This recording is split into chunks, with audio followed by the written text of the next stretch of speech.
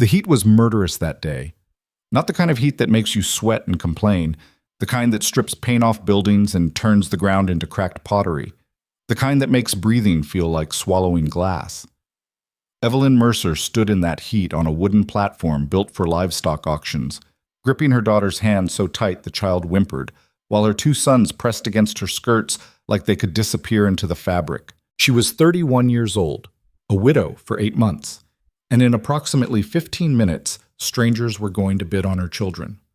"Lot 47, the auctioneer called out, his voice cutting through the murmur of the crowd like a rusty blade. 3 children, strong stock, ages 7, 9, and 5, healthy as horses. Good workers, all of them." Evelyn's stomach twisted. Her youngest, Margaret, just 5 years old, started crying. Not loud, not the wailing sob of a child throwing a tantrum, the quiet, hiccuping cry of someone who doesn't understand what's happening but knows it's bad. "Mama," Thomas whispered. He was 9, old enough to understand everything. "Mama, I don't want to go." She couldn't answer him. If she opened her mouth, she'd scream, and screaming wouldn't help. Screaming never helped. The town of Hackberry Ridge spread out below the auction platform like a corpse in the sun. 40 buildings, maybe 50 people who gave a damn, and a whole lot of dust. It wasn't much of a town, it wasn't much of anything. But it was where James had brought them 6 years ago, full of promises about land and opportunity and a future that never came. James was dead now. Kicked in the chest by a spooked mare 4 days before Christmas. He'd died in the barn while Evelyn was inside making supper, and she didn't even know until Thomas found him an hour later, cold and stiff in the hay. The debts came after the funeral. She didn't even know they existed. James had borrowed money from half the county. Money for seed, money for equipment, money for livestock that died the first winter. Money for whiskey, probably, though she tried not to think about that part. He'd signed papers, made promises. And when he died, those promises became hers. Except she had nothing to pay with. The farm sold fast. Everything sold fast. The furniture, the tools, the 2 remaining horses. It still wasn't enough. So the bank, or whatever passed for a bank in Hackberry Ridge, decided the children could work off the debt. Indentured servitude, they called it. 7 years of labor for each child signed over to whoever wanted to pay. It was legal. Perfectly legal. That's what Sheriff Doyle had told her when she went to him, begging. "It's the law, Ms. Mercer," he'd said, not even looking her in the eye. "You signed the papers. Your husband's debts are your debts now. This is how it gets settled." "They're children," she'd said. Her voice broke on the word. "You can't just—" "I'm not doing nothing," Doyle interrupted. "The bank's doing it. I'm just keeping the peace." So here she was, on the platform, with her children, while men in dirty hats and women in faded dresses stared up at them like they were evaluating pigs. "Now who'll start the bidding?" the auctioneer shouted. His name was Lyle Pritchard, and he had a face like a weasel. "These are good kids, trained up proper. The girl can cook and clean. The boys can work a field. Who'll give me $20 for the lot?" Nobody moved. Evelyn's heart hammered. Maybe nobody would bid. Maybe they'd just— "I'll take the oldest boy," a voice called out. $15. Her head snapped toward the sound. A man in a black coat stood near the front of the crowd. She didn't recognize him. Big, broad-shouldered, with a thick beard and cold eyes. "You hear that?" Pritchard grinned. "We got 15 for the boy. Do I hear 20? 20 for all 3? 10 for the girl," another voice said. This one was a woman. Mrs. Calloway, who ran the boarding house on the edge of town. Evelyn had served her tea once. She'd seemed kind. She didn't seem kind now. "Mama!" Margaret's voice was shaking. "Shh!" Evelyn pulled her closer. Her hands were trembling. She couldn't stop them. "It's going to be all right." But it wasn't. It wasn't going to be all right. They were going to take her children. They were going to split them apart and send them to different houses, different families, and she'd never see them again. That's how this worked. That's how it always worked. 18 for the boy and the girl together," someone else shouted. Pritchard's grin widened. "Now we're talking. 18 going once." "No!" Evelyn's voice cracked like a whip. She didn't plan it. The word just tore out of her, raw and desperate. "No, you can't. Ma'am, you need to stay quiet," Pritchard said, his tone sharp. "This is a legal proceeding." "They're my children." "They're collateral," he corrected. And unless you got money to pay your debts, you don't gotta say. The crowd shifted. A few people looked uncomfortable. Most didn't. This wasn't the first time Hackberry Ridge had seen a debt auction. It wouldn't be the last. Please. Evelyn's voice dropped, and she hated how small it sounded, how broken. Please, don't do this. Nobody answered. 18 going once, Pritchard called again. 18 going twice. I'll take all 4. The voice came from the back of the crowd, low and rough, and it cut through the noise like a gunshot. Everyone turned. A man pushed through the press of bodies, tall, maybe 6'2", with shoulders like a bull, and a face that looked like it had been carved out of rock with a dull knife. He wore a battered hat, a dusty coat, and boots that had seen 1,000 miles of hard ground. A scar ran from his left temple down to his jaw, pale and jagged. Evelyn had never seen him before. All 4? Pritchard repeated, squinting. You mean the children and the woman? That's what I said. The crowd murmured. A few people laughed. Someone muttered, What the hell does he want with a widow and 3 kids? The man didn't look at them. He looked straight at Pritchard. How much? He asked. Pritchard's grin turned calculating. Well now, that depends. The children got a set price to cover the debts, but the woman, she ain't part of the auction. She's free to go wherever she pleases. Then I'm buying her time, the man said flatly. Same as the kids. 7 years. All 4 of them. 1 contract. How much? Evelyn's breath caught. He wasn't buying her children. He was buying all of them, together. Pritchard scratched his chin. That's unconventional. I didn't ask if it was conventional. I asked how much. $100, Pritchard said. For the lot. The crowd gasped. $100 was a fortune. More than most families in Hackberry Ridge saw in a year. The man didn't blink. He reached into his coat and pulled out a leather pouch. He opened it, counted out bills, and handed them to Pritchard without a word. Pritchard's eyes went wide. He counted the money twice. Then he looked at the man, then at Evelyn, then back at the money. Well, he said slowly, I guess we got ourselves a deal. The man turned and walked toward the platform. His boots thudded on the wood. He stopped in front of Evelyn, and for the first time she saw his eyes up close. They were gray, cold, unreadable. You got a choice, he said quietly. You can come with me, or you can stay here and let them split your kids up. Your call. Evelyn stared at him. Her mind was screaming at her. Don't trust him. Don't go with him. You don't know what he wants. But her children were pressed against her legs, and Margaret was crying, and the crowd was already starting to disperse because the auction was over. Who are you? She whispered. Name's Silas Granger, he said. I run a horse ranch about 30 miles west of here. You'll work for me for 7 years, your kids too. You'll get food, shelter, and fair treatment. After 7 years, the debt's paid and you're free to go. That's the deal. Why? Her voice cracked. Why would you do this? His jaw tightened. For a moment, something flickered in those cold gray eyes, something raw and human and almost painful to look at. Because nobody should have to watch their kids get sold, he said. Then he turned and walked off the platform. Evelyn stood there, frozen, while Thomas tugged at her sleeve. Mama, are we going with him? She didn't know. She didn't know anything anymore. But the alternative was watching her children disappear into the hands of strangers, and she couldn't do that. She'd die before she let that happen. So she picked up Margaret, took Thomas and Samuel by the hands, and followed Silas Granger down the steps of the auction platform. Behind her, someone in the crowd muttered, She's a fool. He'll work them to death. Another voice answered, Or worse. Evelyn didn't look back. The wagon was waiting at the edge of town, a sturdy flatbed hitched to 2 massive horses, both dark as coal and twice as mean-looking. Silas climbed into the driver's seat without a word. Evelyn hesitated, then lifted Margaret into the back and helped the boys climb up. Sit, Silas said. It's a long ride. She sat. The wagon lurched forward, and Hackberry Ridge began to shrink behind them. Evelyn watched the buildings fade into the heat shimmer, her hands clenched in her lap. Margaret had finally stopped crying. Thomas and Samuel sat close together, staring at the horizon with wide, nervous eyes.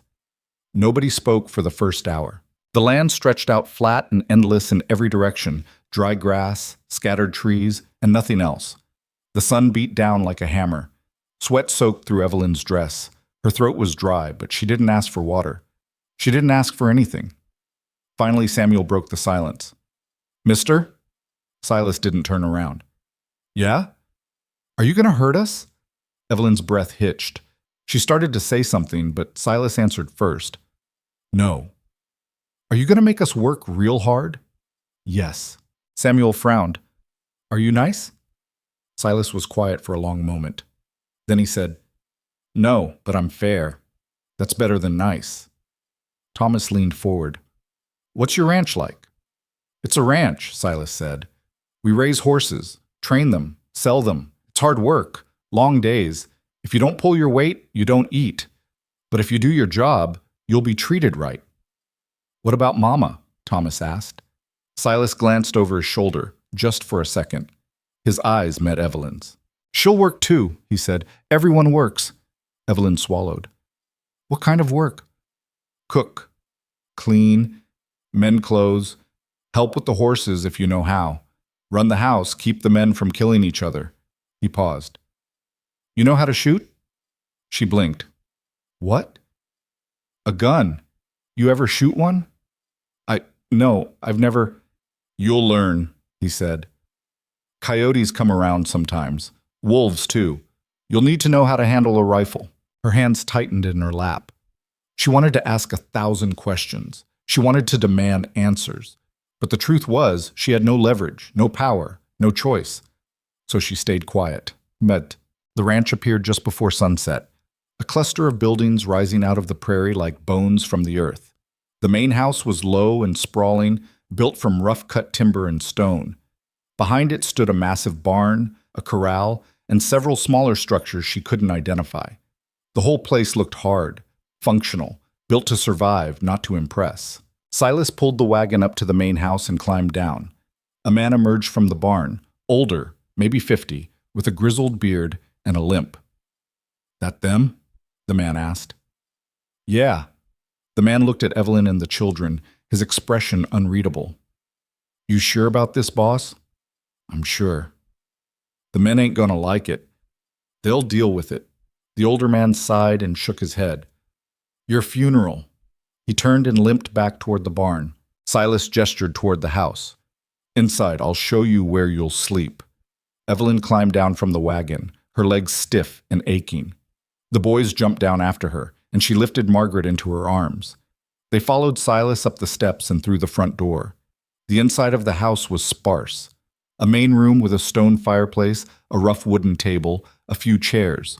2 doors led to other rooms, bedrooms, she guessed. Everything was clean but worn, functional. Silas pointed to one of the doors. "That's your room, you and the girl. The boys sleep in the loft above the kitchen. There's blankets and a basin for washing. Supper's at sundown. You'll cook it."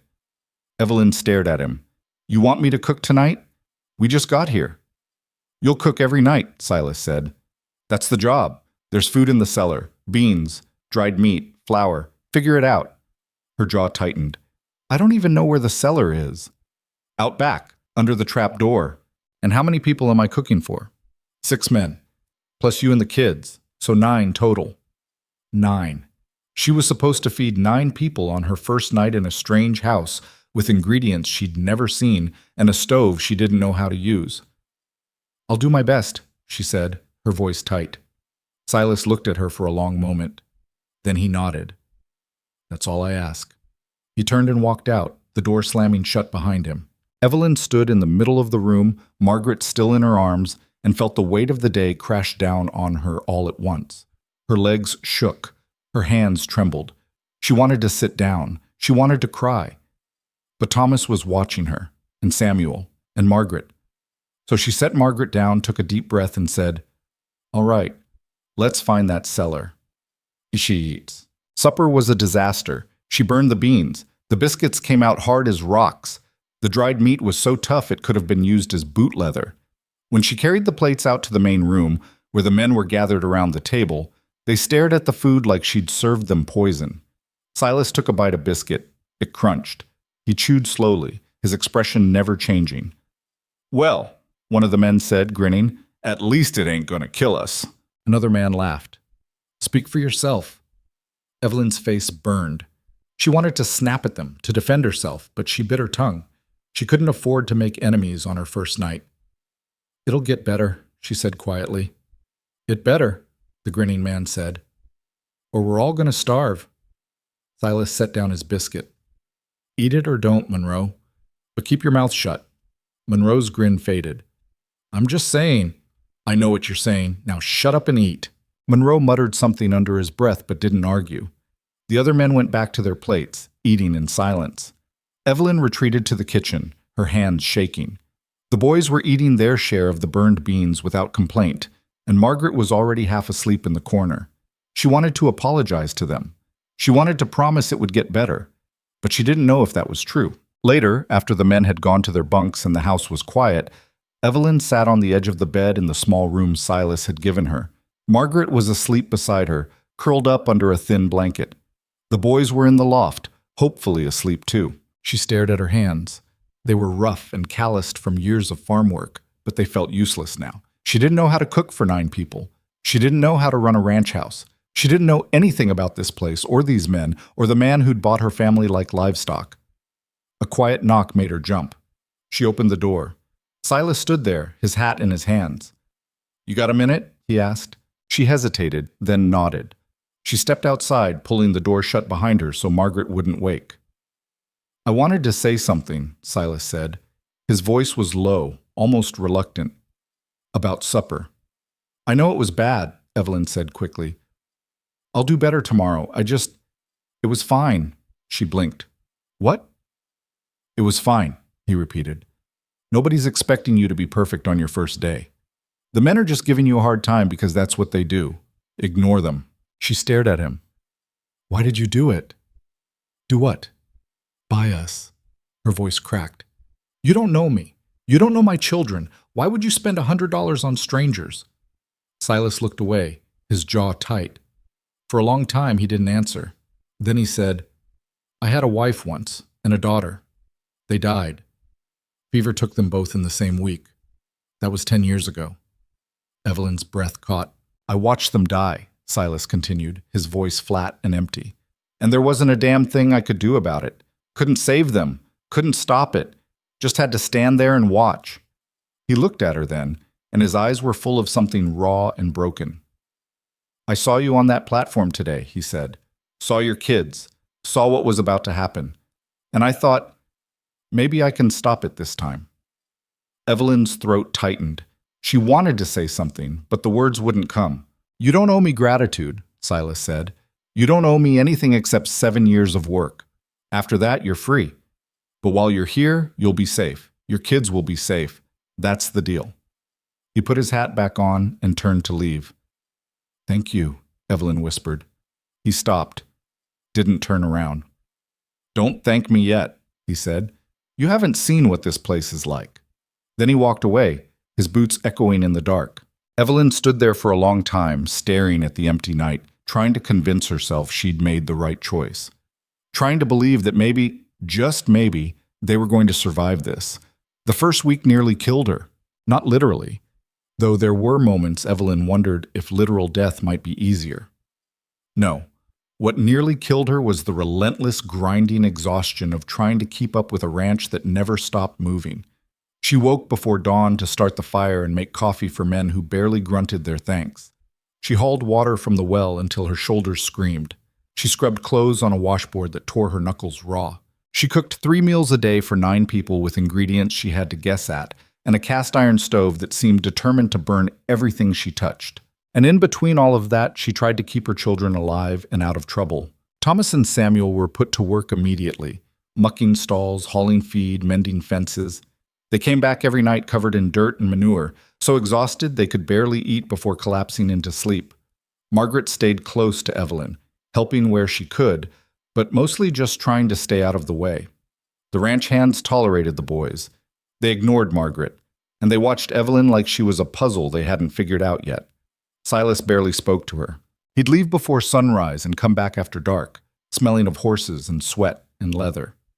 Sometimes he'd eat the supper she left warming on the stove. Sometimes he wouldn't. He never complained, never praised, just ate in silence and disappeared into his room. It was the older man, the one who'd met them that first night, who finally broke the ice. His name was Garrett, and he'd worked for Silas for 15 years. He had a face like sun-dried leather and a voice that sounded like gravel being poured into a bucket. On the fourth morning, he found Evelyn in the yard, struggling to lift a bucket of water that was too heavy for her. "You're going to break your back doing it like that," he said. She gritted her teeth and heaved. The bucket barely moved. "I'm fine." "You're stubborn. That ain't the same thing. I can manage." "Sure you can." He stepped forward and grabbed the bucket like it weighed nothing. "Where you want it?" Evelyn wanted to argue, wanted to prove she didn't need help, but her arms were shaking and her pride wasn't worth a broken spine. "Kitchen," she said quietly. Garrett carried it inside and set it by the stove. Then he turned and looked at her with something that might have been pity or respect. She couldn't tell. "You ain't got to kill yourself trying to prove something," he said. "I'm not trying to prove anything. I'm trying to survive." "Same thing out here." He scratched his beard. "Look, the boss don't expect miracles. Just do the work. Keep your head down. You'll figure it out." "And if I don't?" Garrett shrugged. "Then you'll fail. But at least you'll fail honest." He walked out, leaving her standing in the kitchen with aching arms and a knot in her chest. That night, she burned the beans again. Monroe, the one who'd made the joke at her first supper, took one bite and spit it back onto his plate. "Jesus Christ, woman," he said. "You trying to poison us?" "If I was trying to poison you, Monroe, you'd already be dead," Evelyn snapped. The table went silent. Monroe stared at her, his eyes wide. Then he started laughing, a big, booming laugh that shook his whole body. "Well, hell," he said, "she's got teeth after all." The other men grinned. Even Garrett cracked a smile. Silas didn't laugh. But when Evelyn glanced at him, she thought she saw the corner of his mouth twitch. It wasn't much, but it was something. The days started to blur together after that. Wake up, work, sleep, repeat. Evelyn's hands stopped bleeding after the first week, but they didn't stop hurting. Her back ached constantly. Her feet were covered in blisters. She dropped into bed every night feeling like she'd been trampled by horses. But she kept going, because what else was she going to do? Thomas adapted faster than she expected. He was quiet, serious, always watching. The ranch hands started calling him Little Boss because he never complained and always finished his work. Samuel struggled more. He was only 7, too small for some of the tasks they gave him, and he came back crying more than once. Evelyn wanted to march out to the barn and tear into whoever had made her son cry, but Thomas stopped her. "He's got to toughen up, Mama," Thomas said. "That's what they told me. Out here you toughen up or you don't make it." "He's 7 years old." "I know, but that's how it is." Evelyn hated that he was right. Margaret was the only one who seemed almost content. She followed Evelyn everywhere, chattering about the chickens and the horses and the barn cats. She didn't understand what had happened, didn't understand why they were here or what they'd lost. To her, this was just a new place with new things to explore. Evelyn envied her for that. One morning, about 2 weeks in, Silas found Evelyn in the cellar, sorting through the food stores. She was trying to figure out how to make something other than beans and biscuits, but everything down there looked the same, dried, salted, or pickled. "You know how to make stew?" Silas asked from the doorway. She jumped, nearly dropping the jar she was holding. "You scared me." "That ain't an answer." "Yes, I know how to make stew." "Good. Make it tonight. We're expecting company." Evelyn frowned. "Company? Who?" "Rancher from the next territory over. He's coming to look at horses. I need you to make sure the house is presentable and the food's decent." "When?" "Tonight." "Tonight?" Her voice rose. "You're telling me this now? It's already past noon. You got 6 hours. That's plenty of time." "For you, maybe." 6 hours, Silas repeated. Then he turned and walked out. Evelyn stood there, holding a jar of pickled carrots, and seriously considered throwing it at his head. But she didn't, because she needed this job. Her children needed this job. So she climbed out of the cellar, grabbed Margaret, and got to work. By the time the sun started sinking, the house smelled like roasted meat and herbs. Evelyn had scrubbed the floors, beaten the dust out of the rugs, and set the table with the least chipped dishes she could find. The stew was simmering on the stove, and she'd even managed to bake bread that didn't come out looking like a brick. She was exhausted, sweaty. Her hair had come loose from its bun and hung in damp strands around her face. But the house looked good. The food smelled good. She'd done it. The visitor arrived just after sunset. A tall man in an expensive coat with a neatly trimmed beard and a smile that didn't reach his eyes. His name was Harlan Voss, and he looked at Evelyn the way someone might look at a horse they were thinking about buying. "Well now," Voss said, his smile widening. "Granger, you didn't mention you had a woman running your house, and such a lovely one, too." Evelyn's stomach turned. She forced a polite smile. "Supper's ready. I'll bring it out." "Take your time, darling," Voss said. "I'm in no rush." She escaped to the kitchen, her hands trembling. Garrett was leaning against the wall, arms crossed, watching her. "Don't let him get to you," Garrett said quietly. "I'm fine." "No, you ain't, but that's all right. Just serve the food and stay out of his way. Silas will handle him."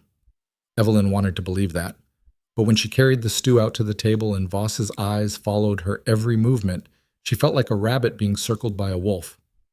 "This smells delicious," Voss said. "You're a lucky man, Granger. A good cook's worth her weight in gold out here." "She's not my cook," Silas said flatly. "She works for me, same as the men." Of course. Voss took a bite of stew and nodded appreciatively.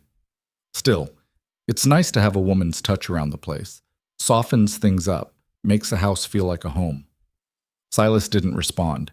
He ate in silence, his jaw tight. Evelyn served the rest of the meal and retreated to the kitchen. She could hear Voss talking, going on about horses and prices and some dispute with another rancher, but she stopped listening. She just wanted him gone. Finally, after what felt like hours, Voss stood to leave. "Think about my offer, Granger," he said. "I'll pay top dollar for those mares, and if you ever want to sell that cook of yours, I'll make it worth your while." Evelyn's blood went cold. "She's not for sale," Silas said. Voss laughed. "Everything's for sale, friend. You just got to name the right price." "She's not for sale," Silas repeated. His voice was quiet, dangerous. "Don't ask again." Voss's smile faded. He looked at Silas, then at Evelyn, then back at Silas. "Suit yourself," he said. Then he tipped his hat and walked out. The door slammed shut. The house was silent. Evelyn stood frozen in the kitchen doorway, her heart hammering. Silas was still standing by the table, his back to her. "Thank you," she said quietly. "Don't thank me." His voice was rough, angry almost. "Just do your job and stay out of his way if he comes back." "Will he?" "Probably." Silas turned and looked at her. "Men like Voss don't take no for an answer, but he won't touch you. Not while you're under my roof, understand?" Evelyn nodded, her throat too tight to speak. Silas grabbed his hat and walked out into the night. The next morning, Evelyn woke to shouting. She bolted out of bed, heart racing, and ran to the window. Outside, 3 of the ranch hands were gathered around the corral, yelling at something inside. She couldn't see what it was from the house. She threw on her dress and ran outside, Margaret still asleep behind her. The corral gate was open. Inside, a massive black stallion was rearing and kicking, its eyes wild. Thomas was pressed against the fence, his face white as chalk. Samuel was on the ground, clutching his arm and crying. "Samuel!" Evelyn screamed. She ran for the gate, but Garrett grabbed her. "Don't," he said. "That horse'll kill you." "My son is in there." "Silas is getting him. Just wait." Evelyn watched, helpless, as Silas climbed over the fence and moved towards Samuel. The stallion saw him and charged. Silas didn't run. He stood his ground, arms out, and shouted something Evelyn couldn't hear. The horse skidded to a stop inches from him, snorting and stamping. Silas didn't take his eyes off the animal.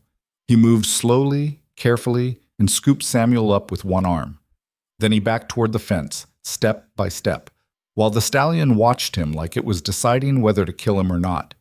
He made it to the fence, handed Samuel over, climbed out. The stallion screamed and kicked the gate so hard the whole fence shook. Evelyn grabbed Samuel and held him tight. His arm was bleeding, but it didn't look broken. "What happened?" she demanded. "Who let him in there?" "It was an accident," Thomas said, his voice shaking. "We were just—" "An accident?" Evelyn's voice rose. "He could have been killed." "I know. I'm sorry." "Sorry doesn't— enough." Silas's voice cut through the noise like a blade. He looked at Evelyn. "Take the boy inside. Clean the wound. He'll be fine." "He's not fine. He's terrified." "He's alive. That's what matters." Silas turned to Thomas.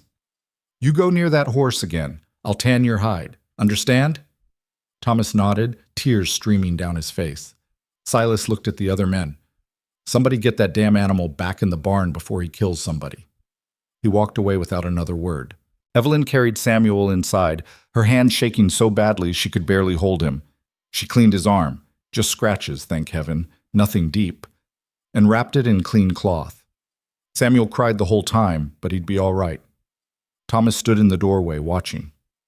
"I'm sorry, Mama," he whispered. "Come here." He came. She pulled him into a hug, Samuel still in her other arm, and held them both tight. "Don't ever do that again," she said. "You hear me? Don't ever."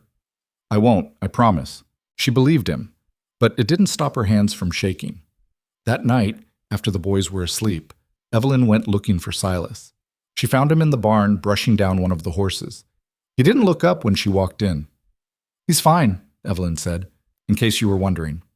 "I know. You could have checked on him." "I saved his life, that's enough." Evelyn's jaw tightened. "He's a child."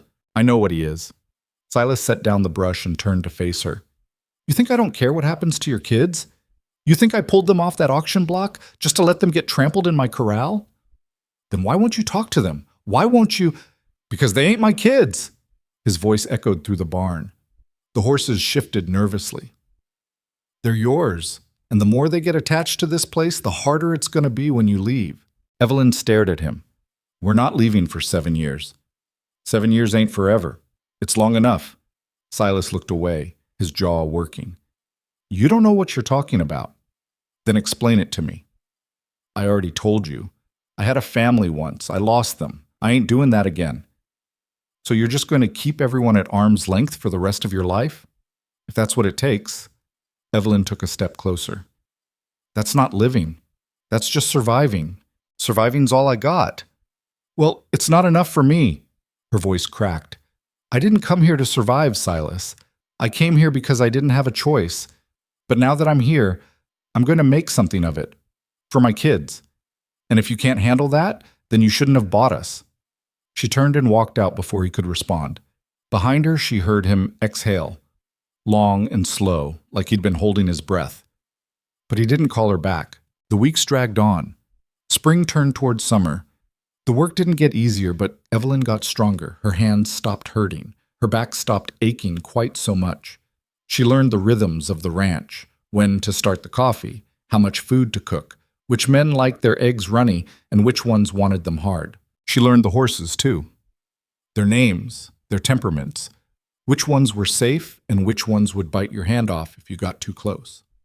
Thomas and Samuel started helping with the training under Garrett's watchful eye. Even Margaret got brave enough to pet the old mare who grazed near the house. The ranch hands stopped treating Evelyn like an outsider. Monroe still made jokes, but they weren't mean anymore. Just teasing. The kind of teasing that meant you were part of the group. Silas still kept his distance. But sometimes, late at night, Evelyn would catch him watching her from across the room. And once, when she stumbled on the porch steps carrying a basket of laundry, he caught her before she fell. His hands were rough and strong, and for just a second they stood there, close enough that she could smell leather and smoke and something else, something human and raw. Then he let go and walked away without a word. It was June when the storm hit. Not a rainstorm, a human storm. 3 women rode up to the ranch in a wagon, dressed in town clothes and carrying baskets. Evelyn was hanging laundry when they arrived. She didn't recognize them at first. Then one of them turned and Evelyn's stomach dropped. Mrs. Calloway, the woman who'd tried to buy Margaret at the auction. "Well, well," Mrs. Calloway said, her voice dripping with false sweetness. "Look who's still here. I thought for sure you'd have run off by now." Evelyn forced herself to stay calm. "Can I help you?" "We're here to see Mr. Granger. We're organizing a community dance for the summer harvest, and we wanted to invite him." "He's in the north pasture. I can give him the message." "Oh, we'll wait." Mrs. Calloway climbed down from the wagon and looked around the yard. My. You've certainly made yourself comfortable, haven't you? I work here. Of course you do. Mrs. Calloway's smile was sharp as a knife. Must be nice having a rich man take care of you and your children. Some women have all the luck. One of the other women giggled. Evelyn's hands clenched around the wet sheet she was holding. If you'll excuse me, I have work to do. I'm sure you do, Mrs. Calloway said. A man like Mr. Granger must keep you very busy. The implication hung in the air like poison. Evelyn opened her mouth to respond, but a voice cut through the tension. You need something, ladies? Silas stood at the edge of the yard, his hat pulled low, his expression unreadable. Mrs. Calloway's smile widened. Mr. Granger, we were just inviting you to the harvest dance next month. The whole community will be there. Not interested.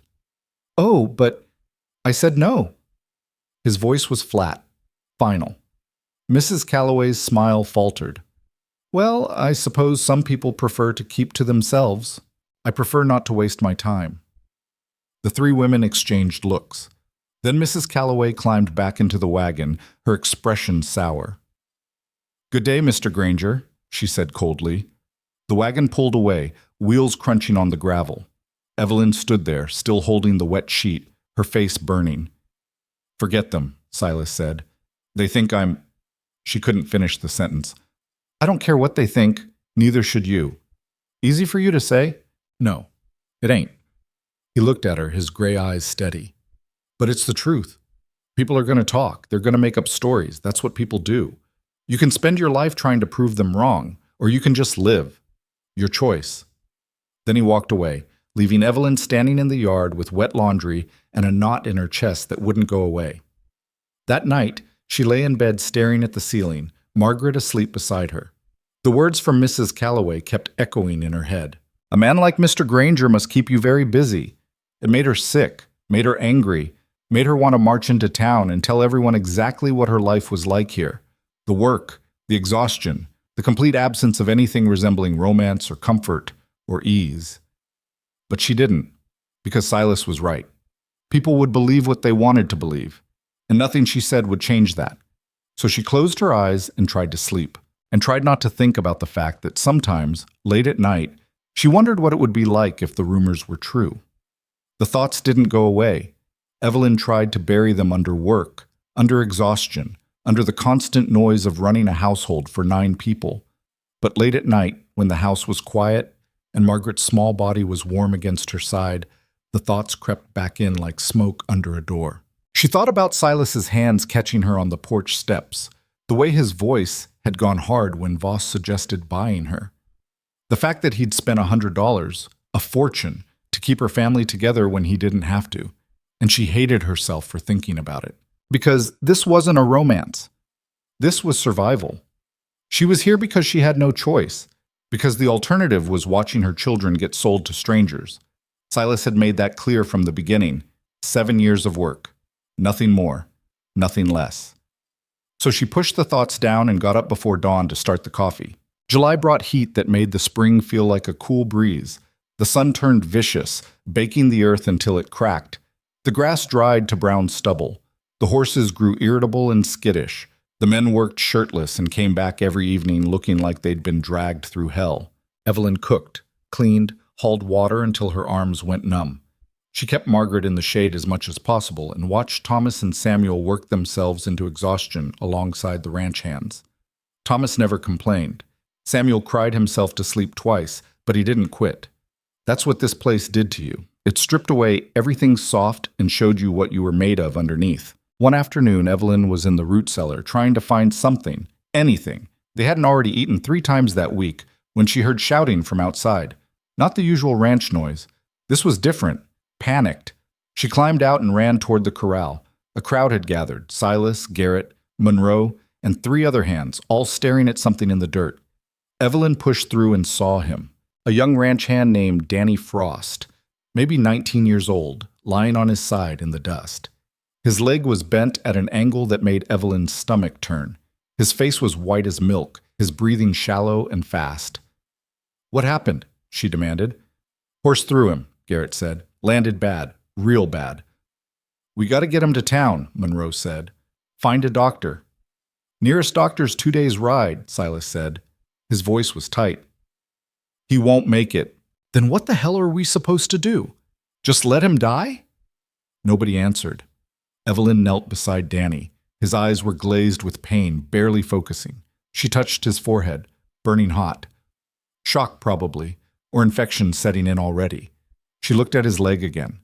The bone wasn't sticking out, but it was broken, badly. If they didn't set it right, he'd lose the leg, maybe his life. Somebody needs to set the bone, she said. The men stared at her. What? Monroe said. The bone. It needs to be set. Now, before the swelling gets worse.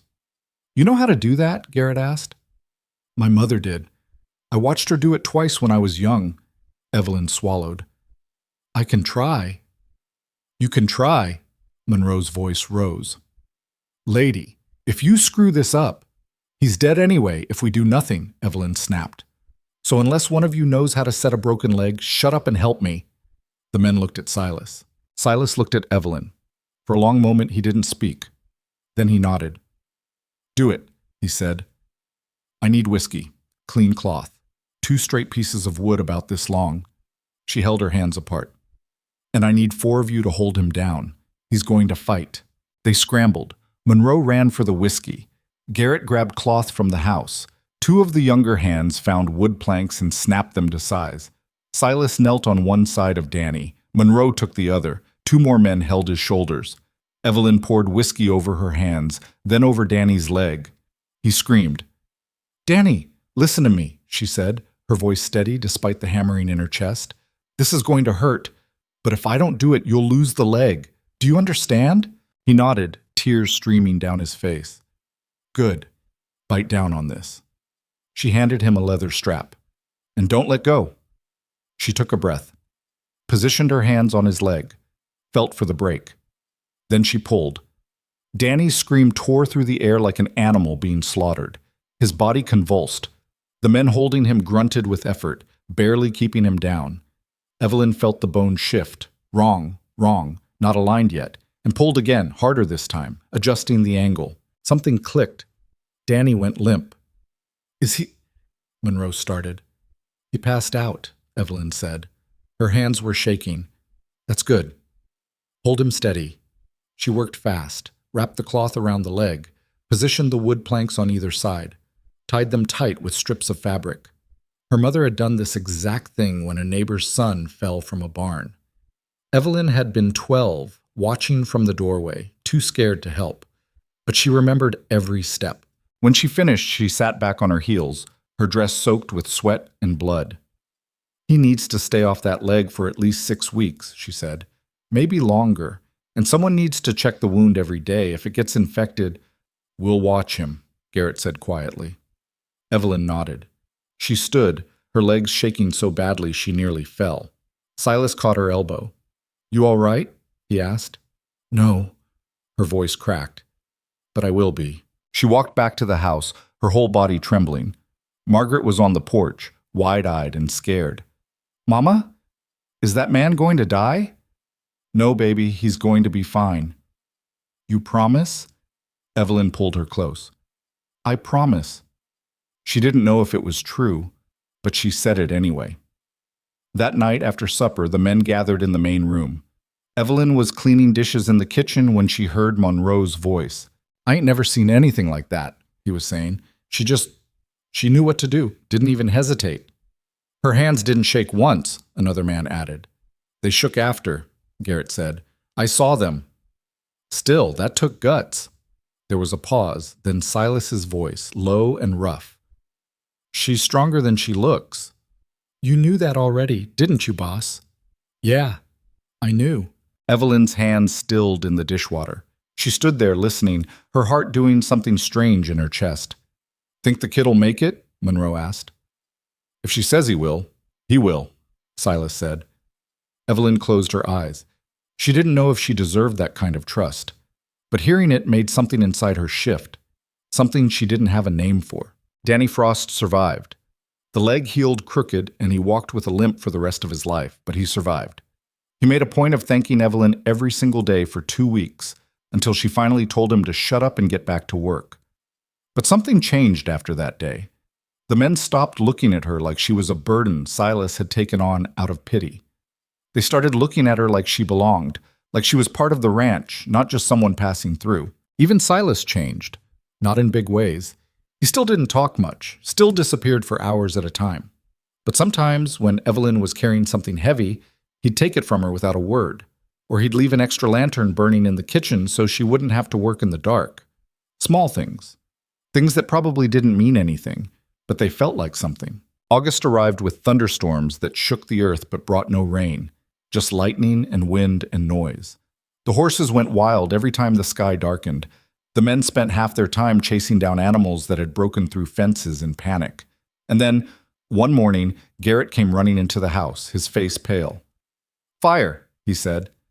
Evelyn dropped the bowl she was holding. It shattered on the floor. "What?" "Prairie fire. Started about 5 miles north. Wind's pushing it this way." "How long do we have?" "Hard to say. Could be hours. Could be less." Silas appeared in the doorway, already pulling on his coat. "Get the horses into the barn, all of them. Board up the windows, wet down the roof." "What about us?" Evelyn asked. "The children?" "There's a wagon hitched out front.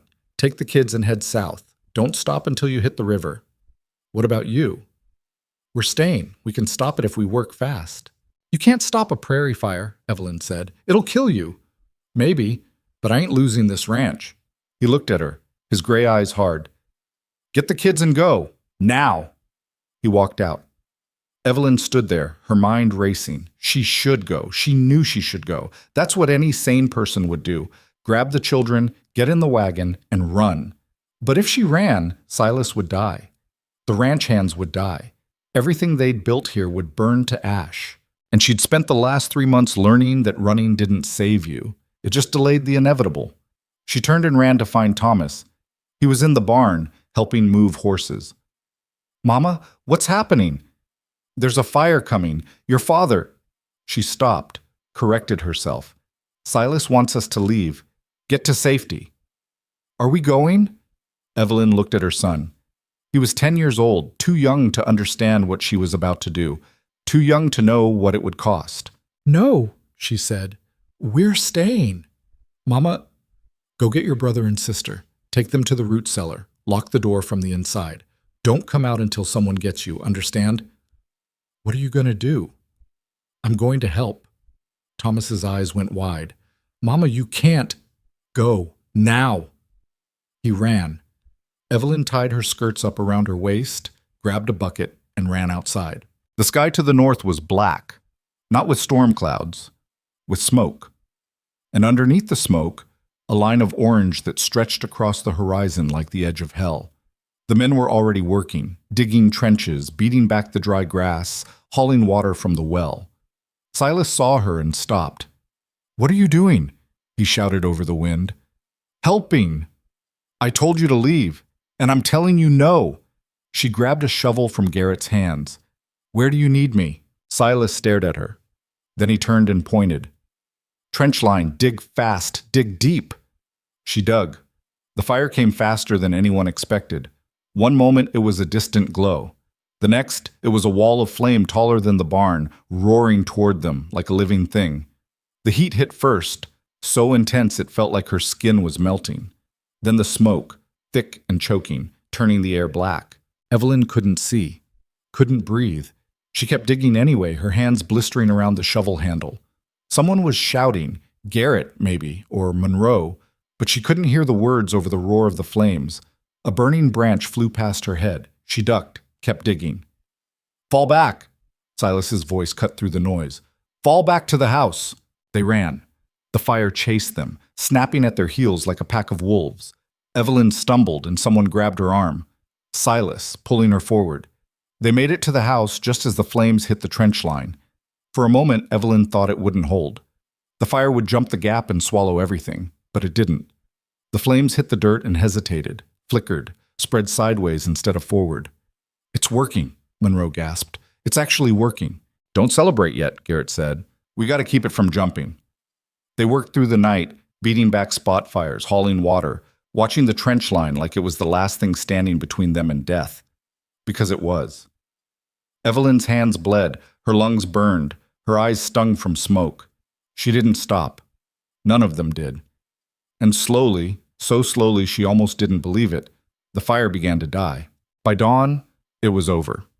The prairie to the north was black and smoldering, but the ranch still stood. The barn was scorched but intact. The house had a few burn marks, but nothing that couldn't be fixed.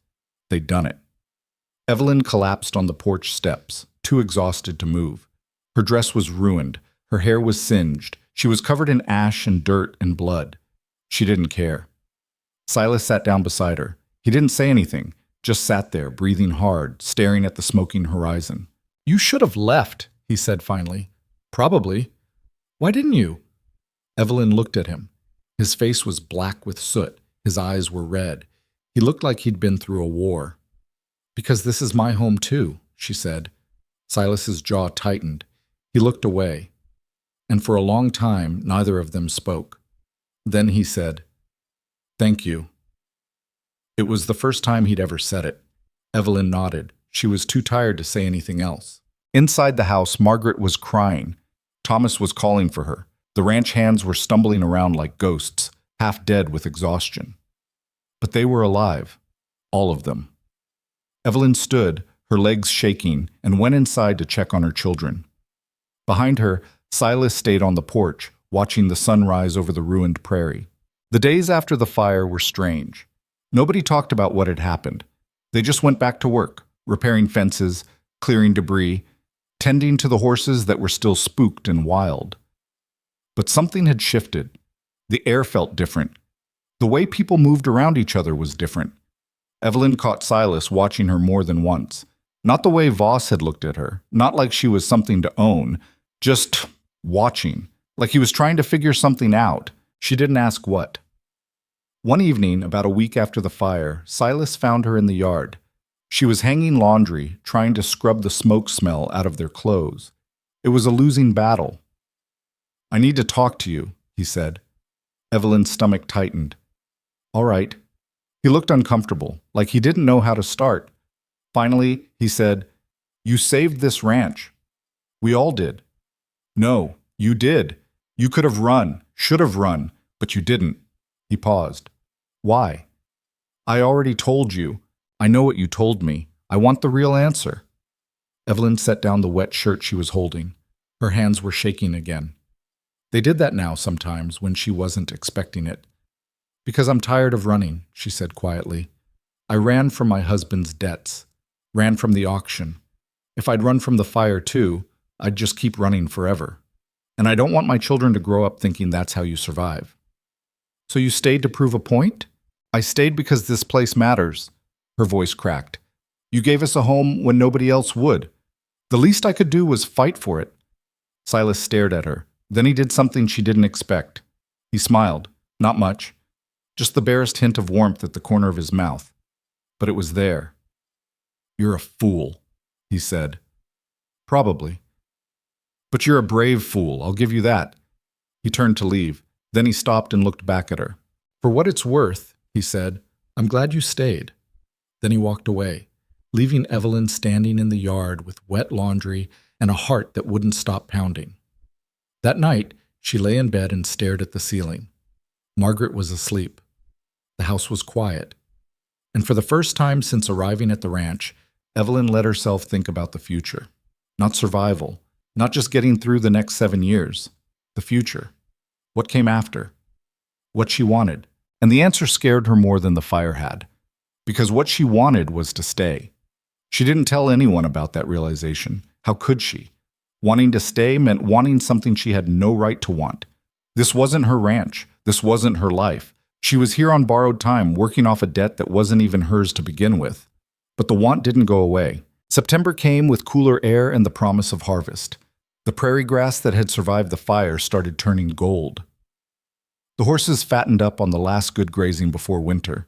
The ranch hands talked about heading into town for the harvest dance, the same one Mrs. Calloway had tried to invite Silas to months ago. Evelyn had no intention of going, but Margaret had other ideas. "Mama, can we go to the dance?" she asked one morning while Evelyn was kneading bread. "Please?" "I heard Mr. Monroe talking about it. He said there's going to be music and food and everything. We're not going, baby. Why not? Because the town thinks I'm Silas's mistress. Because Mrs. Calloway will be there spreading her poison. Because I don't belong in that world anymore. But she couldn't say any of that to a 6-year-old. Because we have work to do here, Evelyn said instead. Margaret's face fell. But I've never been to a dance. I know. Thomas says Papa used to take you dancing, before he died. Evelyn's hand stilled in the dough. James had taken her dancing exactly twice. Once when they were courting, and once on their first anniversary. He'd been drunk both times and stepped on her feet so many times she could barely walk the next day. But Margaret didn't need to know that. That was a long time ago, Evelyn said quietly. Don't you miss it? Miss what? Being happy. The words hit like a punch to the stomach. Evelyn looked at her daughter, really looked at her. Margaret's face was thinner than it used to be, older. She'd stopped talking about the farm, stopped asking when they could go home, because she understood now, in the way children understand things, that there was no going home. Come here, Evelyn said. Margaret climbed onto her lap, and Evelyn held her tight. I am happy, she said, as happy as I can be, and that's enough. But it wasn't. Not really. That afternoon, Silas found her in the garden, pulling weeds from the vegetable patch they'd planted in July. Most of the plants had died in the heat, but a few stubborn ones had survived. You going to the dance? He asked. Evelyn looked up, surprised. No, why would I? The men are going. Figured you might want to take the kids. Let them have some fun. I don't think that's a good idea. Why not? You know why. She went back to pulling weeds. The whole town thinks I'm... She stopped, shook her head. It doesn't matter what they think. I'm not going. Silas was quiet for a moment. Then he said, What if I went with you? Evelyn's hands froze. What? The dance. What if I went with you? As... He paused, like he was choosing his words carefully. As your escort. You said you weren't interested. I said I wasn't interested in going alone. That's different. Evelyn stood up, dirt on her knees, and stared at him. Why would you do that? Because your daughter asked me to. Margaret asked you? This morning. Came right up to me in the barn and said her mama needed to go dancing, said it was important. His mouth twitched. She's got your stubbornness. Hard to say no to. Evelyn didn't know whether to laugh or cry. Silas, you don't have to... I know I don't, but I'm offering anyway. He met her eyes. You've earned a night off. And if showing up with me stops people from talking, then that's what we'll do. It won't stop them from talking. It'll make it worse. Let them talk. I stopped caring what this town thinks a long time ago. Evelyn wanted to say no. Every practical bone in her body screamed at her to say no. But the truth was, she was tired. Tired of working herself into the ground. Tired of hiding. Tired of pretending she didn't want something as simple as a night of music and normal human company. All right, she said. We'll go. Silas nodded. Saturday night, I'll have Monroe drive us in the wagon. He walked away before she could change her mind. The next few days were chaos. Evelyn had exactly one decent dress, the one she'd been wearing the day of the auction, now patched and faded. Margaret insisted on helping her fix it, sitting on the bed with a needle and thread, stitching new lace onto the collar with clumsy, earnest fingers. You're going to look beautiful, Mama, Margaret said. I'm going to look like a woman who's been hauling water and scrubbing floors for 4 months, Evelyn corrected, but she smiled anyway. Thomas was less enthusiastic. Why are we going? He asked. Nobody there likes us.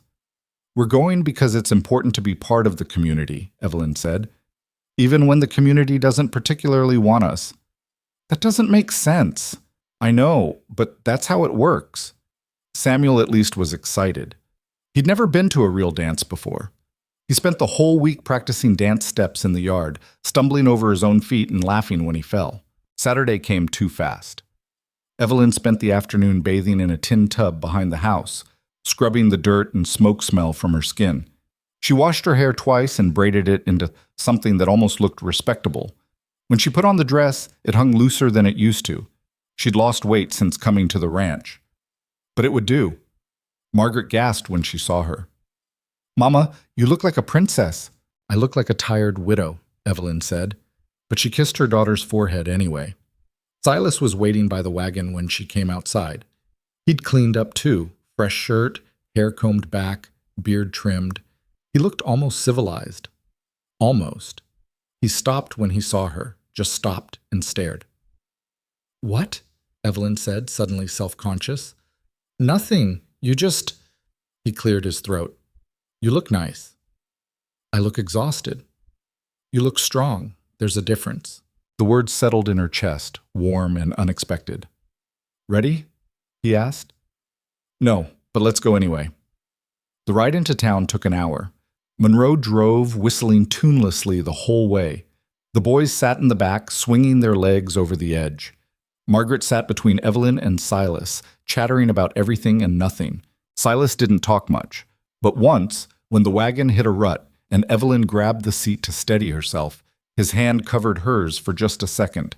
Then he pulled away, like he'd done something wrong. Evelyn's heart wouldn't stop hammering. The dance was being held in the town square, a cleared space between the general store and the church, strung with lanterns and packed with people. A small band played on a makeshift stage, fiddle, guitar, and a man with a harmonica who looked about 100 years old. Evelyn climbed down from the wagon and immediately felt every eye in the square turn toward her. Mrs. Calloway stood near the refreshment table, surrounded by a cluster of women. Her smile was sharp as broken glass. "Well, well," she said, loud enough to carry. "Look who decided to join us." Evelyn's stomach twisted. But before she could respond, Silas stepped up beside her. He didn't touch her, didn't even look at Mrs. Calloway. He just stood there, solid as a wall. "Evening, ladies," he said. His voice was flat, bored. Mrs. Calloway's smile faltered. "Mr. Granger," she said, her tone icy. "How kind of you to escort Mrs. Mercer, though I'm sure the whole town is wondering why a man of your standing would—" "Wonder all you want," Silas interrupted. "Doesn't change anything." He offered his arm to Evelyn. She took it, her hand shaking slightly, and let him lead her into the crowd. Behind them, Mrs. Calloway's voice rose. "Well, I never—" "No, you probably haven't," Monroe called back cheerfully. "That's why you're so damn miserable." The other ranch hands laughed. Evelyn heard Mrs. Calloway sputter with outrage, but they were already too far away to hear the rest. "Monroe's going to get himself killed one of these days," Evelyn muttered. "Probably," Silas agreed, "but not tonight." They found a spot near the edge of the square. The children ran off immediately, Thomas to stand awkwardly with a group of boys his age, Samuel to chase the younger kids, Margaret to stare wide-eyed at the band. Evelyn watched them go, her chest tight. "They'll be fine," Silas said. "I know, I just—" She stopped, shook her head. "I keep waiting for something bad to happen." "Something bad already happened. You survived it." Evelyn looked at him. He was staring at the crowd, his expression unreadable. "Dance with me," he said. She blinked. "What?" "You heard me." He turned to face her. "That's why we're here, isn't it? To dance?" "I don't think—" "One dance. Then you can go back to worrying about your kids." He held out his hand. Evelyn stared at it. She should say no. She should make up an excuse and walk away. But the band had started playing a slow waltz, and people were pairing off, and Margaret was watching from across the square with a huge grin on her face. So she took his hand. Silas led her to the center of the square. His hand settled on her waist, careful, like he was afraid she'd break. She put her hand on his shoulder. They started to move. He was a terrible dancer, stiff and awkward, like he hadn't done this in years. Maybe he hadn't, but he didn't step on her feet, and he didn't let go. And after a few moments, Evelyn stopped thinking about the steps and just followed. "You're staring," Silas said. "So are you." "Fair point."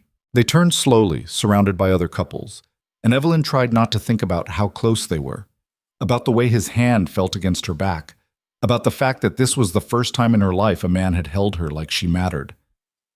"Thank you," she said quietly, "for this."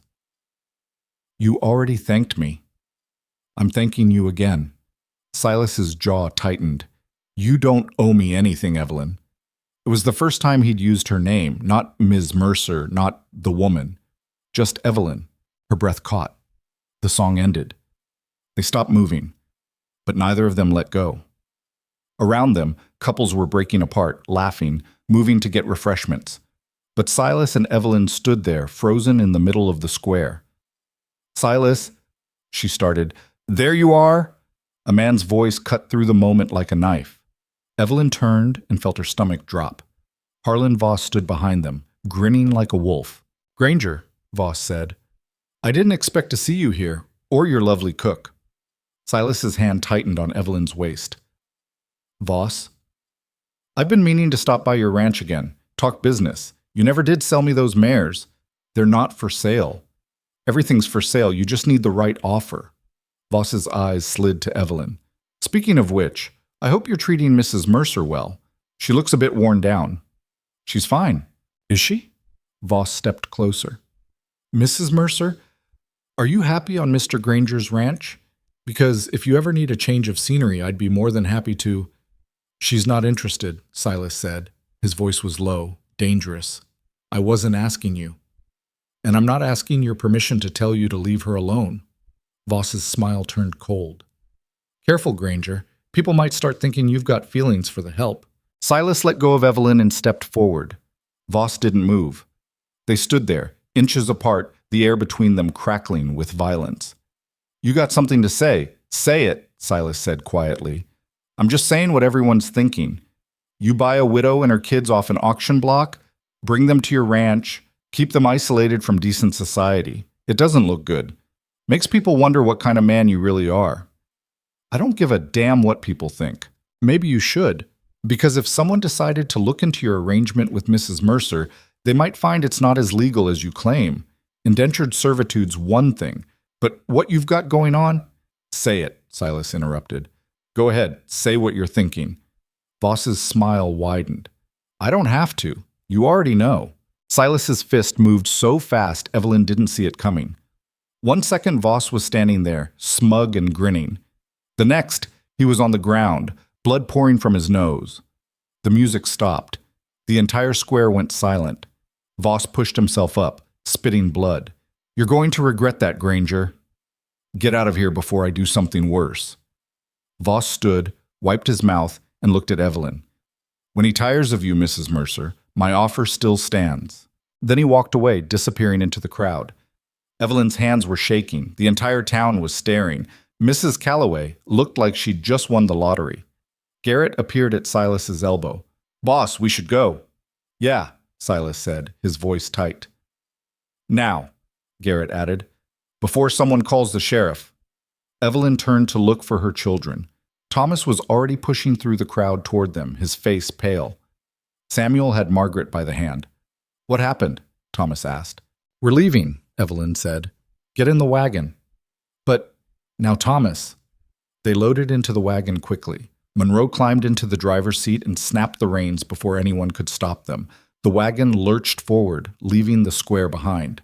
The ride back was silent. Margaret fell asleep against Evelyn's shoulder. The boys stared at the dark prairie, too scared to ask what had happened.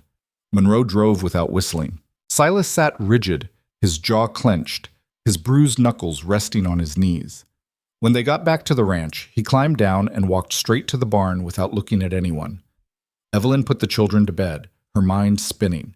She should have known the dance was a bad idea. Should have known Voss would show up. Should have known Silas would, what, defend her? Protect her? Hit a man who'd insulted her? She sat on the edge of her bed, still wearing the patched dress, and tried not to cry. A knock on the door made her jump. She opened it. Silas stood there, his knuckles bruised and bloody. "I'm sorry," he said. "For what?" "For making it worse, for—" He stopped, looked away. "For everything. You didn't make anything worse." "Yes, I did. Now the whole town thinks—" "I don't care what they think." Evelyn stepped forward. "You defended me. Nobody's done that in—" Her voice broke. "Nobody's ever done that." Silas looked at her, really looked at her, and something in his expression cracked. "I can't keep pretending," he said quietly. "Pretending what?" "That you're just someone working off a debt, that I don't—" He stopped, shook his head. "I'm not good at this, talking, explaining things." "Then don't explain, just say it." He took a breath, let it out slow. "I care about you. he said. The words came out rough, like they'd been dragged up from somewhere deep. You and your kids, I care about you more than I should, more than I planned to, and I don't know what to do with that. Evelyn's heart stopped, then started again, too fast. I care about you too, she whispered. You don't have to say that. I'm not saying it because I have to. I'm saying it because it's true. Silas stared at her.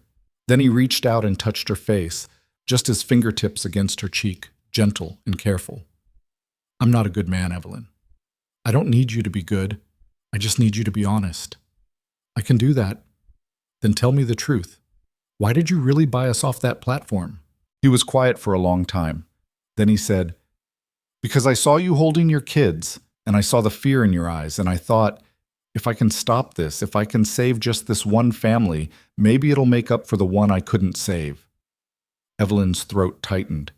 You can't bring them back. I know, but I can keep you safe, all of you, for as long as you'll let me. And after 7 years, Silas's hand dropped. After 7 years, you're free to go. That was the deal. What if I don't want to go? His breath hitched. What? What if I want to stay? She stepped closer. What if my children want to stay? What then? Then you stay. His voice was barely a whisper. As long as you want, for the rest of your life, if that's what you choose. Evelyn reached up and took his hand, his bruised, bloody, calloused hand. I choose to stay, she said. Silas pulled her close. Not rough, not desperate, just solid and warm and real. He pressed his forehead against hers, and for a long moment, they just stood there, breathing the same air. I'm going to make mistakes, he said. I'm going to say the wrong thing and do the wrong thing and probably drive you crazy. I know. And I'm not good at feelings or talking or any of this. I know that too. But I swear to you, Evelyn, I'll spend the rest of my life making sure you and those kids are safe. That's a promise. Evelyn closed her eyes. That's all I need. They stayed like that until Margaret called out from the bedroom, half asleep and asking for water. Evelyn pulled away, wiping her eyes, and Silas stepped back. Go, he said. Your daughter needs you. Good night, Silas. Good night. She went back inside, closed the door, leaned against it, and tried to catch her breath. Behind the door, she heard his footsteps walking away. And for the first time since standing on that auction platform 4 months ago, Evelyn Mercer let herself believe that maybe, just maybe, everything was going to be all right. The next morning, nothing changed and everything changed. Evelyn still woke before dawn, still made coffee for 9 people, still started breakfast while the ranch hands stumbled in, half asleep and grumbling. But when Silas walked into the kitchen, their eyes met, and something passed between them that hadn't been there before. Understanding. Recognition. Something that felt dangerously close to hope. Coffee's ready, Evelyn said. Thanks. He poured himself a cup and stood there, not leaving, just watching her work. You gonna stand there all morning? She asked. Maybe. You'll be in the way. I know. But he smiled when he said it, just a hint of warmth at the corner of his mouth. Garrett noticed first, of course. He always noticed everything. Boss seems less ornery today, he said while Evelyn was hanging laundry later that morning. Almost smiled at Monroe when he made that joke about the roan mare. Didn't know his face could do that. Evelyn kept her expression neutral. Maybe he's just in a good mood. Silas Granger don't have good moods. He's got less bad moods and terrible moods. That's it. Garrett squinted at her. You two have a talk after the dance? That's none of your business. That's a yes. He grinned. About damn time. Garrett, I ain't gonna say nothing, but the men are gonna notice, just warning you. He walked away, still grinning, and Evelyn tried to pretend her face wasn't burning. The days that followed had a different quality to them. The work was still brutal, the hours still long. But there were moments, small moments, that made everything feel less heavy. Silas started eating breakfast with her instead of grabbing food and disappearing. He'd sit at the table drinking coffee while she cooked. Sometimes they'd talk. Sometimes they wouldn't. But he was there. One morning, Thomas came in while they were sitting together. Morning, Mama. Morning, Silas. He paused like he was testing out the name.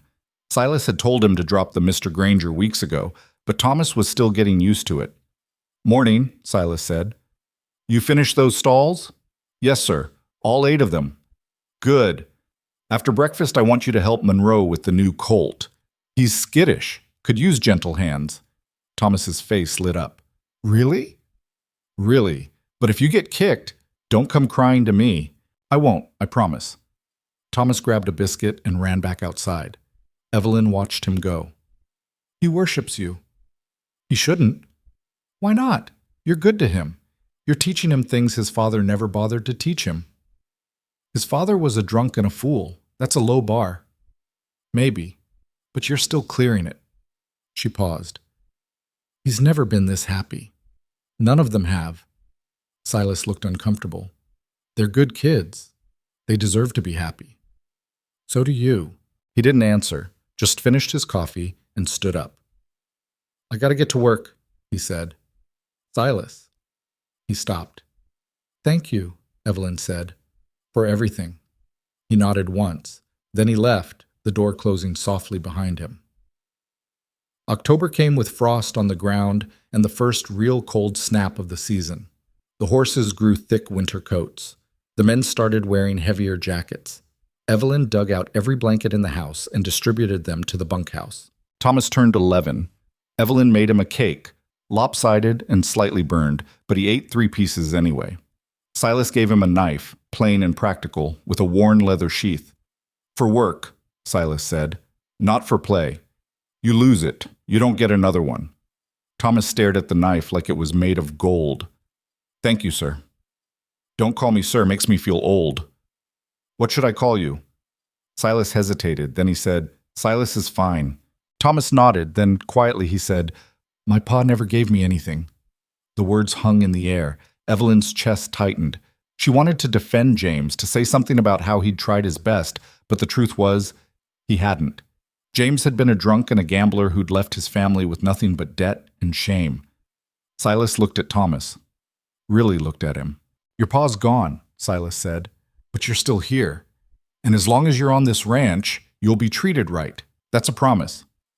Thomas's eyes went bright. He nodded, not trusting himself to speak, and ran outside with the knife clutched in his hand. Evelyn stood in the doorway, her throat too tight to breathe. Silas caught her eye. "He's a good kid." "He is. So's the little one, Samuel." "And Margaret?" "She's trouble." But he was almost smiling when he said it. Evelyn crossed the room and stood close enough to touch him. "Thank you for being kind to them. I'm not kind. I just don't see the point in being cruel." "That's the same thing." "No, it ain't." He looked at her. "Kind is doing something because it makes you feel good. Fair is doing it because it's right. There's a difference." Evelyn thought about that. Then she said, "You're wrong. Kindness and fairness aren't opposites.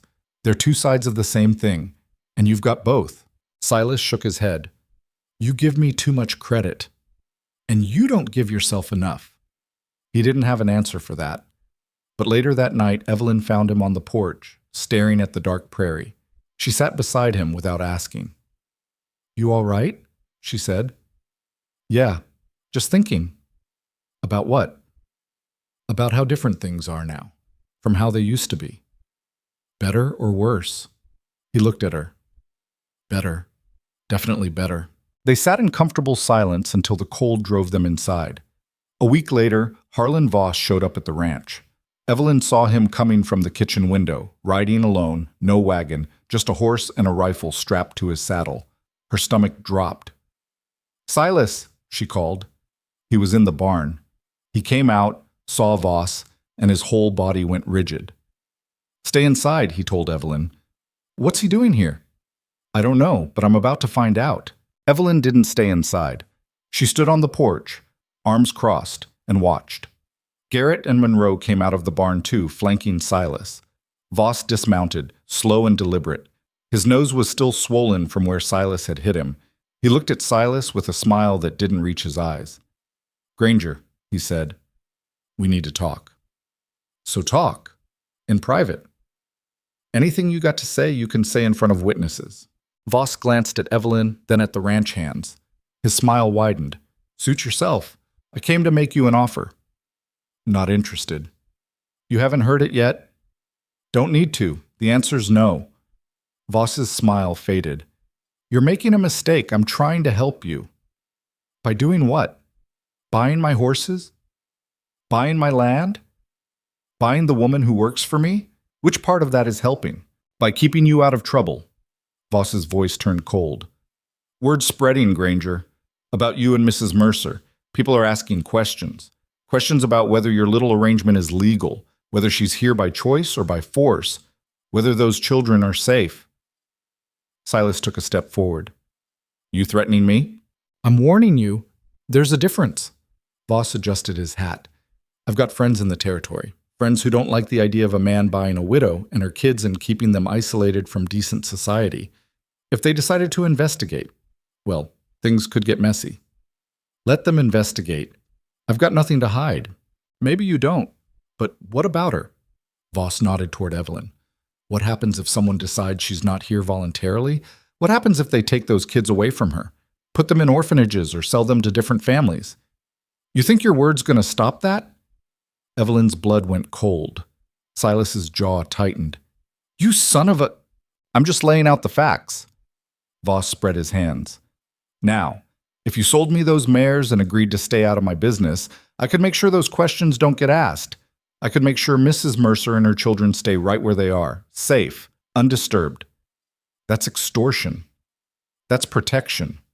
Silas didn't move, didn't blink. When he spoke, his voice was quiet and deadly. Get off my land. You're making a mistake. Get off my land. Voss stared at him. Then he shrugged. Your funeral. He climbed back onto his horse and looked down at Silas. I'll give you 1 week to reconsider. After that, I make some calls. And then we'll see how long your little family stays together. He rode away, dust kicking up behind him. Evelyn ran down from the porch. Silas? He's bluffing. What if he's not? What if he really does have friends? What if they come here and they won't? You don't know that. Silas turned to face her. His eyes were hard, certain. Listen to me. Nobody is taking your children. Nobody is breaking up this family. I don't care who Voss knows or what threats he makes. It's not happening. But I said it's not happening. He grabbed her shoulders. Not rough, just firm. You trust me? Evelyn's breath caught. Yes. Then trust me on this. We'll figure it out. How? I don't know yet, but we will. He let go and turned to Garrett and Monroe. Get the men together. We need to talk. That night, Silas called a meeting in the bunkhouse. All the ranch hands gathered, Garrett, Monroe, Danny Frost with his limping gait, and 3 others whose names Evelyn had finally learned over the past months. She stood in the doorway, listening. Voss is coming after the ranch, Silas said bluntly. He's threatening to cause trouble with the law.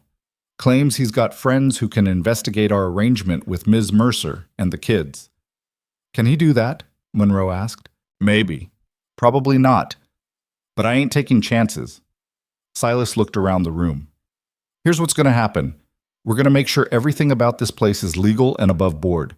Danny, you're going to ride into the nearest town tomorrow and file papers with the county clerk. Contracts. Proof that Ms. Mercer and her children are employed here voluntarily. Wages, terms, everything written down and witnessed. What wages? Danny asked. She ain't getting paid. She is now. Backdated to the day she arrived. Same rate as you. Evelyn's mouth fell open. Silas, you can't. I can, and I am. You've been working here for 5 months. You're owed. He turned back to the men. Garrett, you're going to spread the word in town that anyone who's got questions about this ranch can come talk to me directly. No going through Voss, no rumors, just facts.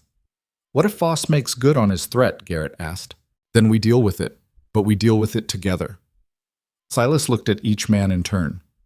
Any of you got a problem with that? Nobody spoke. Good. Now get some sleep. We've got work in the morning. The men filed out. Evelyn stayed in the doorway, her mind spinning. Silas walked over to her. You all right? You're paying me? Yes. Why? Because you earned it. And because if Voss tries to claim you're here against your will, Having a wage contract makes it a hell of a lot harder for him to prove. I don't need money. Yes, you do. Everyone needs money, especially women with 3 kids and no husband. His voice softened. This way, if something happens to me, you'll have something, a way to take care of yourself. Evelyn's chest tightened. Nothing's going to happen to you. You don't know that. Neither do you. They stood there, too close, not close enough. Finally, Silas said, "Go to bed, Evelyn. It's late." "Come with me." The words were out before she could stop them. Silas went very still. "What?" "Come with me. To my room. Just—" She stopped, took a breath. "I don't want to be alone tonight." "Evelyn, I'm not asking for— I just need—" Her voice broke. "I'm scared, and I don't want to be alone." Silas looked at her for a long moment.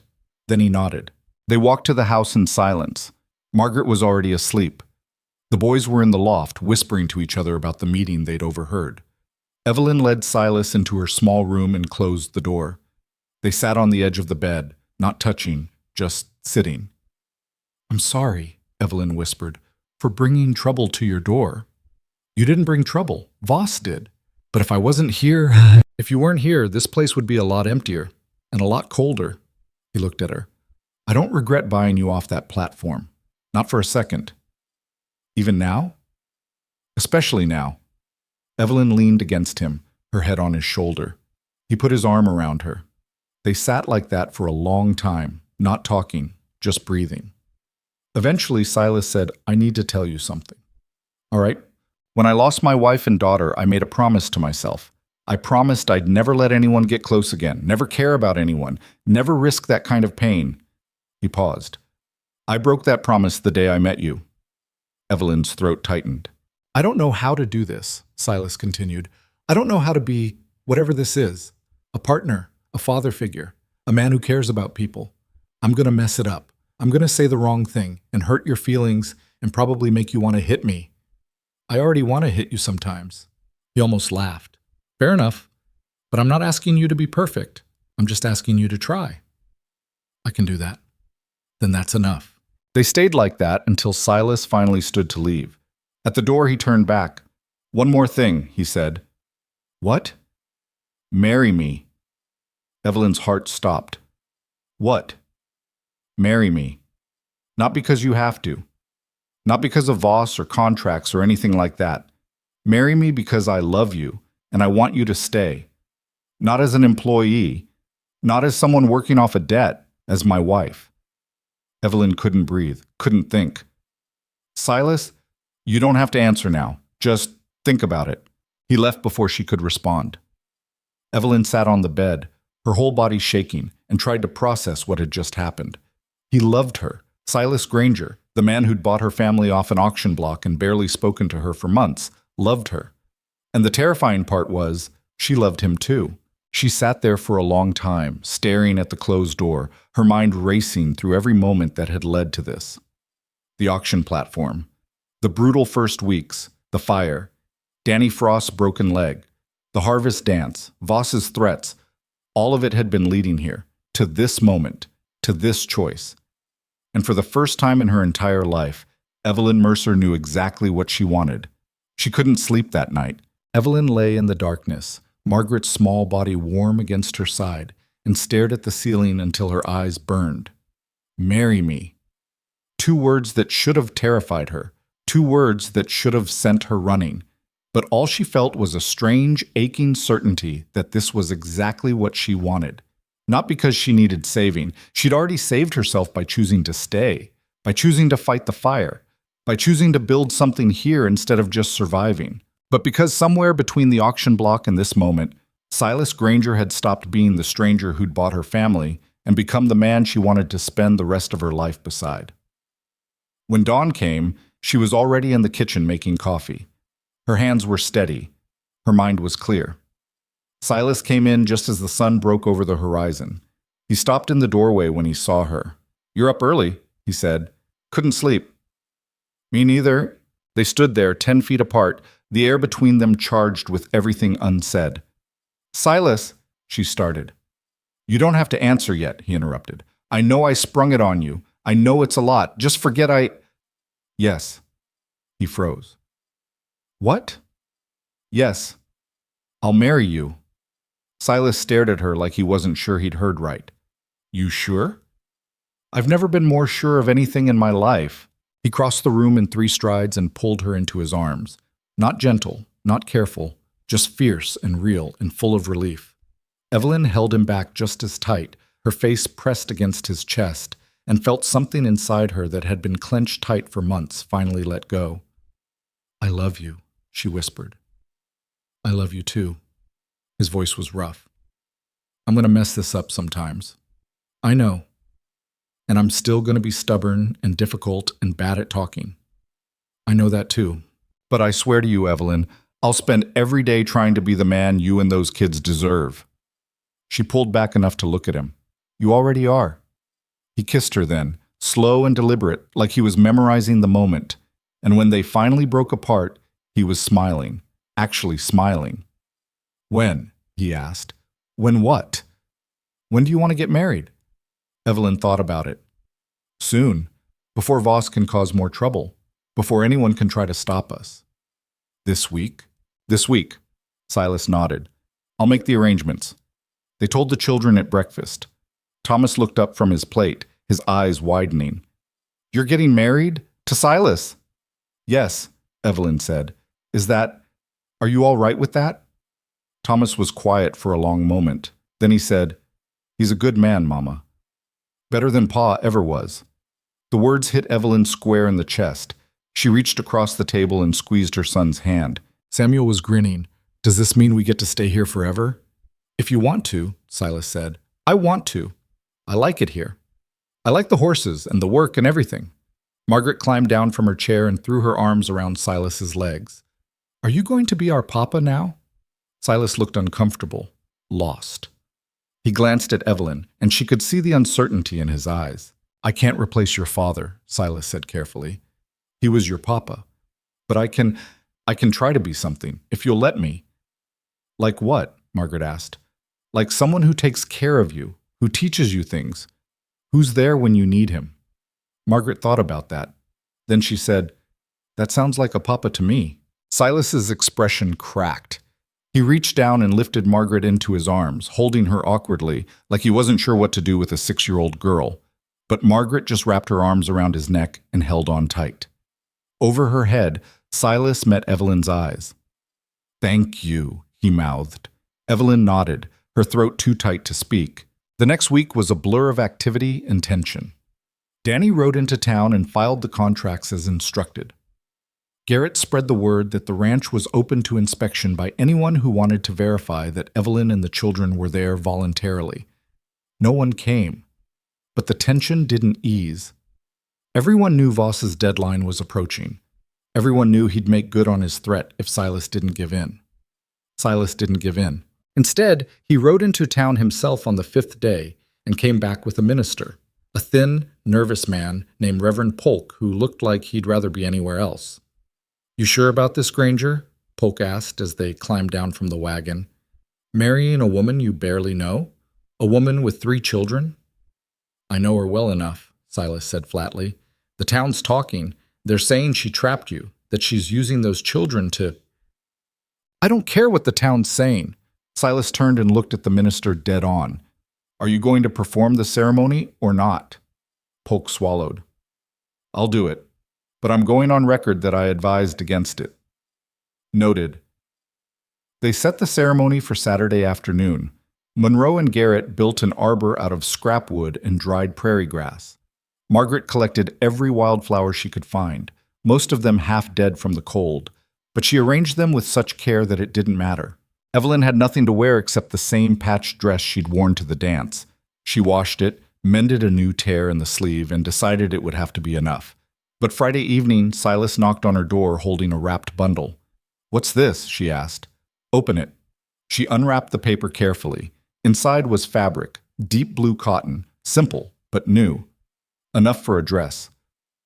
Silas, I can't. You can. I rode into town this morning and bought it. He looked uncomfortable.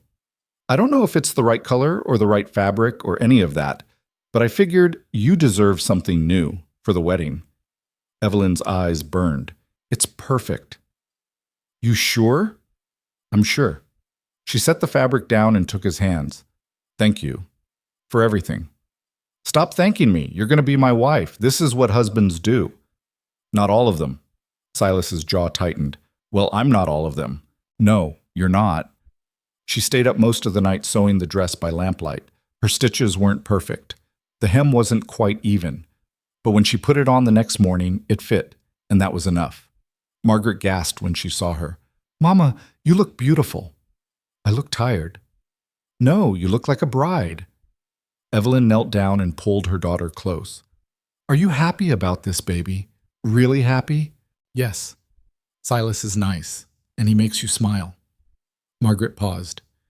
You didn't smile much before, at the old farm. But you smile here. Evelyn's throat tightened. I do, don't I? Yeah, so I think you should marry him. Well then, I guess we're doing this? The ceremony was held at 2 in the afternoon when the sun was high and the wind had died down to almost nothing. The ranch hands gathered in the yard, clean-shaven and wearing their best shirts.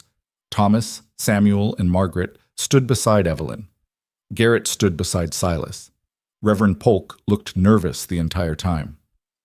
Dearly beloved, he began, his voice shaking slightly, we are gathered here today to join this man and this woman in holy matrimony. Can we skip to the vows? Silas interrupted. Polk blinked. Yes, of course. Mr. Granger, do you take this woman to be your lawfully wedded wife? Silas turned to face Evelyn. He'd trimmed his beard, combed his hair, put on a clean shirt, but his eyes were the same, gray and steady and full of something that made her heart ache. I do, he said, but I want to say something first. Polk frowned. That's not... I don't care. Silas looked at Evelyn. I'm not good with words. You know that. But I need you to hear this. Evelyn nodded. I promise to protect you, Silas said slowly. Not because you need protecting, but because I want to. I promise to stand beside you when things get hard, and they will get hard. I promise to treat your children like my own, to teach them, to care for them, to never make them feel like they're less than. He paused. And I promise that when I mess up, and I will, I'll own it. I'll fix it. I won't run from it. Evelyn's eyes burned. That's all I need. Polk cleared his throat. Mrs. Mercer, do you take this man? I do, Evelyn said quickly. And I want to say something too. She took Silas's hands in hers. I promise to work beside you, she said, to build this life with you, to be honest with you, even when it's hard. I promise to love your flaws as much as your strengths. Because you're not perfect, Silas. You're stubborn and difficult, and you don't know how to ask for help, but you're also the bravest man I've ever met, and the kindest, even when you pretend you're not. Silas's grip tightened on her hands. I promise to stay, Evelyn continued, not because I have to, not because I'm bound by a contract or a debt, but because I choose to, every day, for the rest of my life. Polk looked between them. Are you finished? Yeah, Silas said, we're finished. Then by the power vested in me, I now pronounce you man and wife. You may kiss the bride. Silas pulled Evelyn close and kissed her in front of everyone, the ranch hands, the minister, her children. And when they broke apart, the men cheered, and Margaret threw her wilted flowers in the air, and for one perfect moment, everything was exactly as it should be. Then Monroe shouted, Someone's coming! Everyone turned. A wagon was approaching from the east, kicking up dust. As it got closer, Evelyn's stomach dropped. It was Sheriff Doyle, and behind him rode two men she didn't recognize. The cheering stopped. The ranch hands moved closer, forming a loose protective circle around Silas and Evelyn. Doyle climbed down from his wagon, his expression apologetic. Silas, Ms. Mercer, sorry to interrupt, but I've got business. What kind of business? Silas asked. His voice was cold. This here is Edwin Pritchard. He's a county inspector. Doyle gestured to the thin man climbing down beside him. And that's Deputy Marshal Crenshaw. They're here to investigate a complaint. What complaint? Evelyn demanded. Pritchard stepped forward, adjusting his glasses.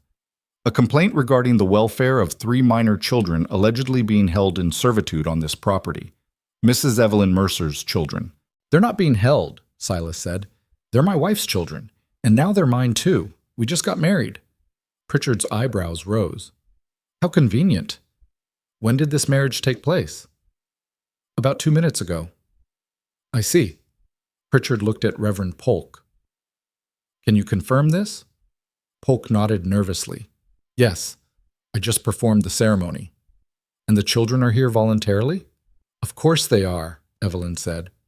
Who filed this complaint? Pritchard pulled a paper from his satchel. A Mr. Harlan Voss.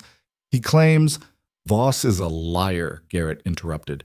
He's been trying to steal this ranch for months. This is just his latest scheme. That may be, Pritchard said, but I still have to investigate. Mrs. Mercer, or should I say Mrs. Granger now, I need to speak with your children, alone. No, Silas said. Mr. Granger, if you interfere, she can talk to them, Evelyn said quietly. It's all right. Silas looked at her. She nodded. Fine, he said, but I'm watching. Pritchard interviewed each child separately. He asked Thomas about his work, his living conditions, whether he was happy. Thomas answered every question calmly and clearly. He told Pritchard about the knife Silas had given him, about learning to train horses, about how this was the first place he'd ever felt safe. My real father was mean, Thomas said. He drank. He hit my mother once. He left us with nothing. Silas isn't like that. He's fair, he's honest, and he cares about us. So yeah, I want to be here. Pritchard made notes and moved on to Samuel. Samuel was more nervous, but he said the same things. He liked the ranch. He liked the work. He liked Silas. He doesn't yell at me when I mess up, Samuel said. He just shows me how to do it better. Nobody ever did that before. Margaret was last. She sat in a chair that was too big for her, swinging her legs, and looked at Pritchard with big, serious eyes. Are you happy here, Margaret? Pritchard asked. Yes. Do you like Mr. Granger? He's not Mr. Granger anymore. He's my papa now. Pritchard blinked. Your papa? Uh-huh. Because he married Mama. That's how it works, right? Yes, that's how it works. Pritchard set down his pen. And does your papa treat you well? He gave me a kitten from the barn. And he lets me help feed the horses. And he doesn't yell. Margaret paused. Do you have a papa? That's not relevant. I bet if you had a papa like mine, you'd be happier. You look sad. Despite everything, Pritchard almost smiled. Thank you, Margaret. You can go now. He spent the next hour inspecting the ranch. He looked at the children's sleeping quarters, examined the food stores, talked to the ranch hands. Danny showed him the contracts again, the ones proving Evelyn was a paid employee, the ones showing everything was legal and documented. Finally, Pritchard closed his satchel and faced Silas and Evelyn. I see no evidence of wrongdoing, he said. The children appear healthy, well-fed, and happy. Mrs. Granger is clearly here voluntarily. The marriage, while conveniently timed, appears legitimate. He looked at Silas. However, I must advise you that Mr. Voss is persistent. This won't be the last time someone comes to investigate. Let them come, Silas said. We've got nothing to hide.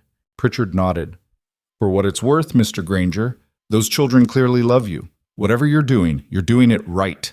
He climbed back into the wagon with Doyle and the deputy marshal. They rode away, leaving a cloud of dust behind them. The ranch hands let out a collective breath.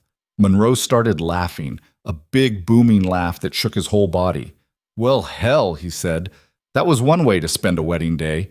Silas turned to Evelyn. You all right? I'm fine. Are you? Yeah? He looked at the children who were standing close together watching their mother. We all are. Garrett clapped his hands. All right, everyone, we got a wedding to celebrate. And Ms. Evelyn spent all morning cooking, so let's not waste it. They moved to the tables the men had set up in the yard. There was roasted meat, fresh bread, vegetables from the garden. Monroe played his battered fiddle. Danny, still limping but grinning, danced with Margaret, making her giggle.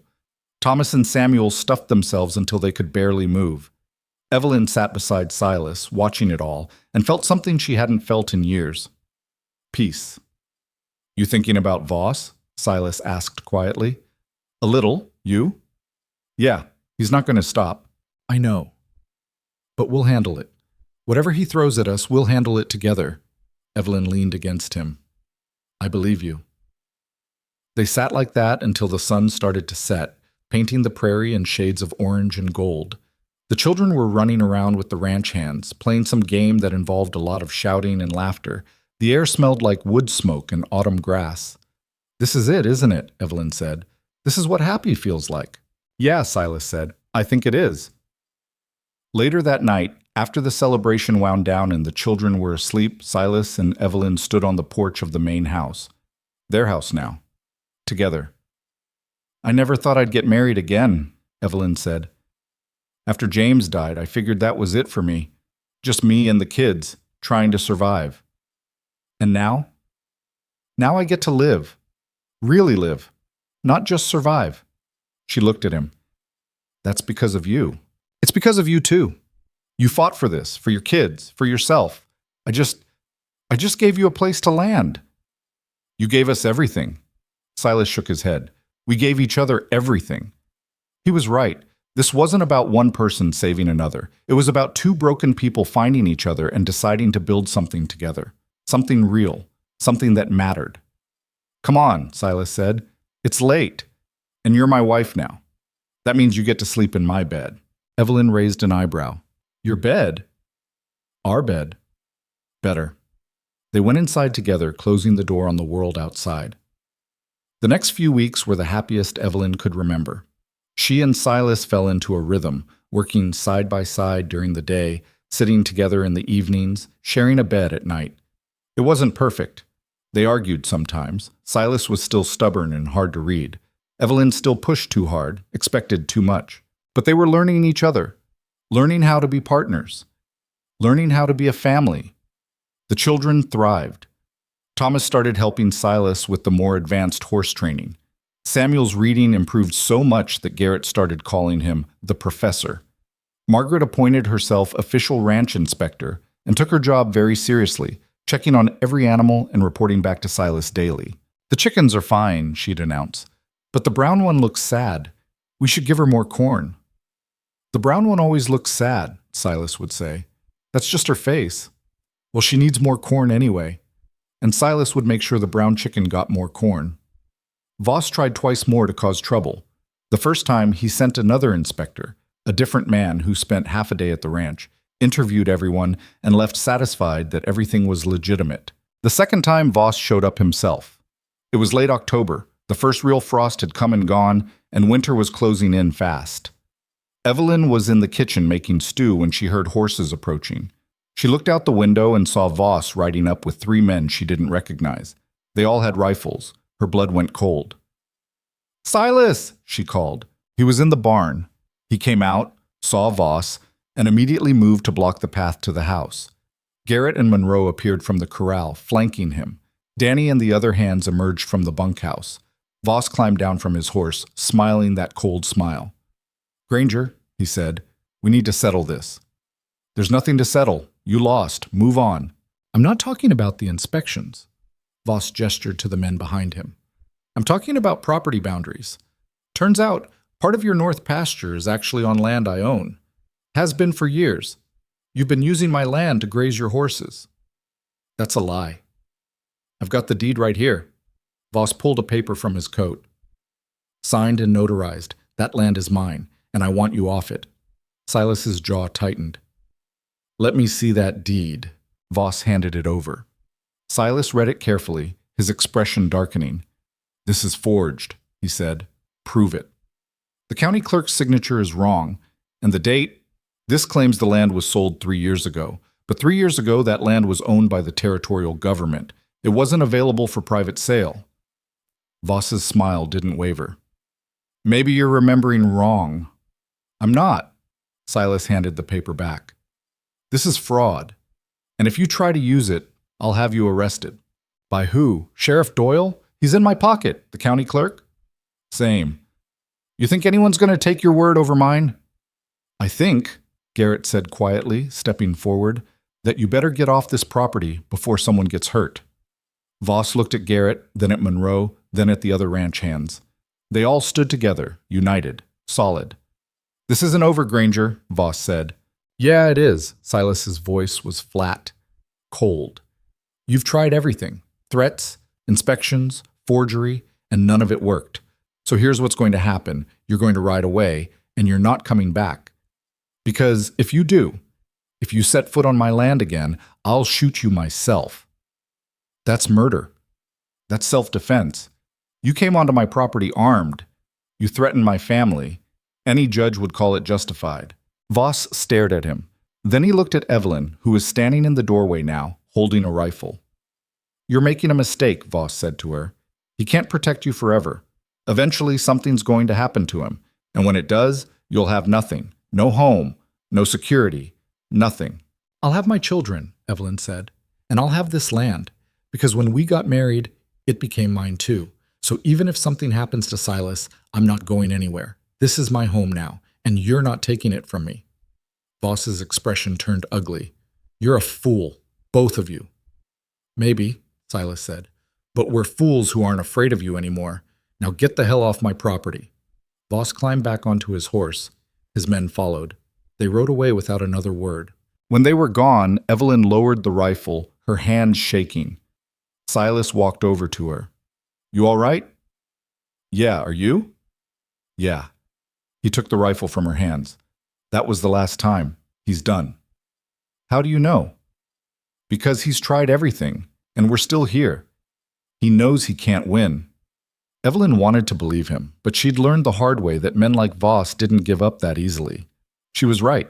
2 weeks later, Sheriff Doyle showed up at the ranch. Alone this time. He climbed down from his horse, looking uncomfortable. Silas, he said, we got a problem. What now? Voss filed a lawsuit, claims you assaulted him at the harvest dance, says he's got witnesses.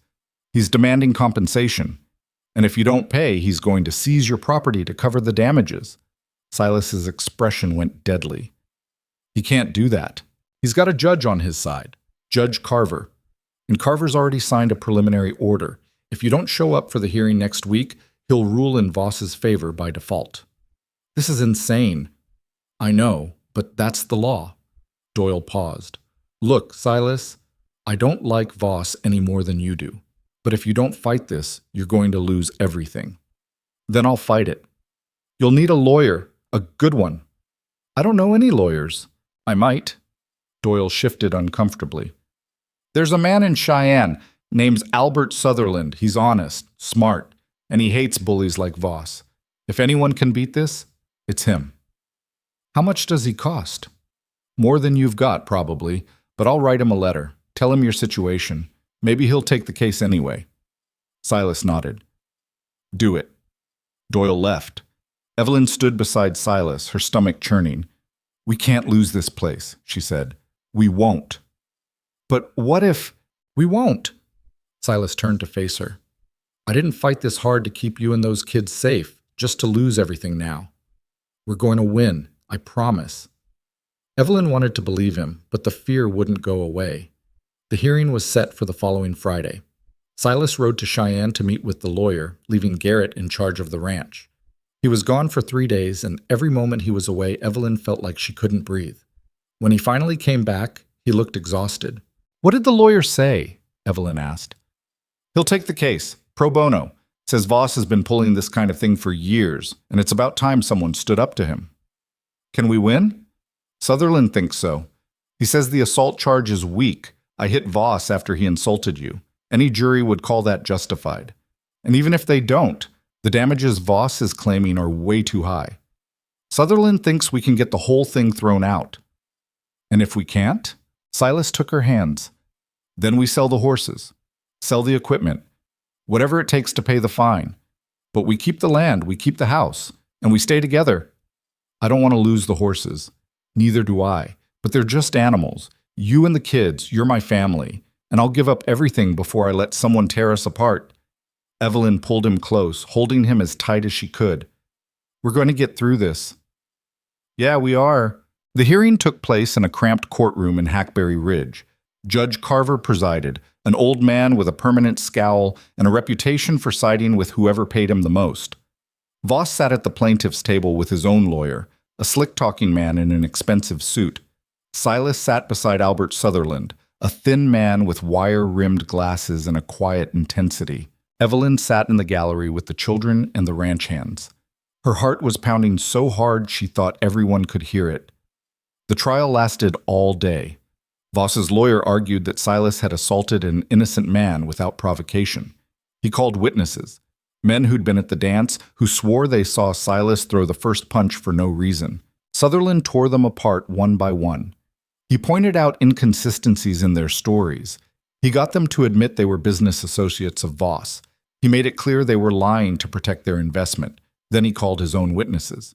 Monroe testified about Voss's behavior at the dance, the way he'd insulted Evelyn, the way he'd implied she was Silas's property. Garrett testified about Voss's threats. Danny testified about the forged deed. By the end of the day, Voss's case was falling apart. Judge Carver looked annoyed. "Mr. Voss, do you have any additional evidence?" "No, Your Honor, but the fact remains that Mr. Granger struck me. That's assault. The law is clear." "The law is also clear about provocation," Sutherland said.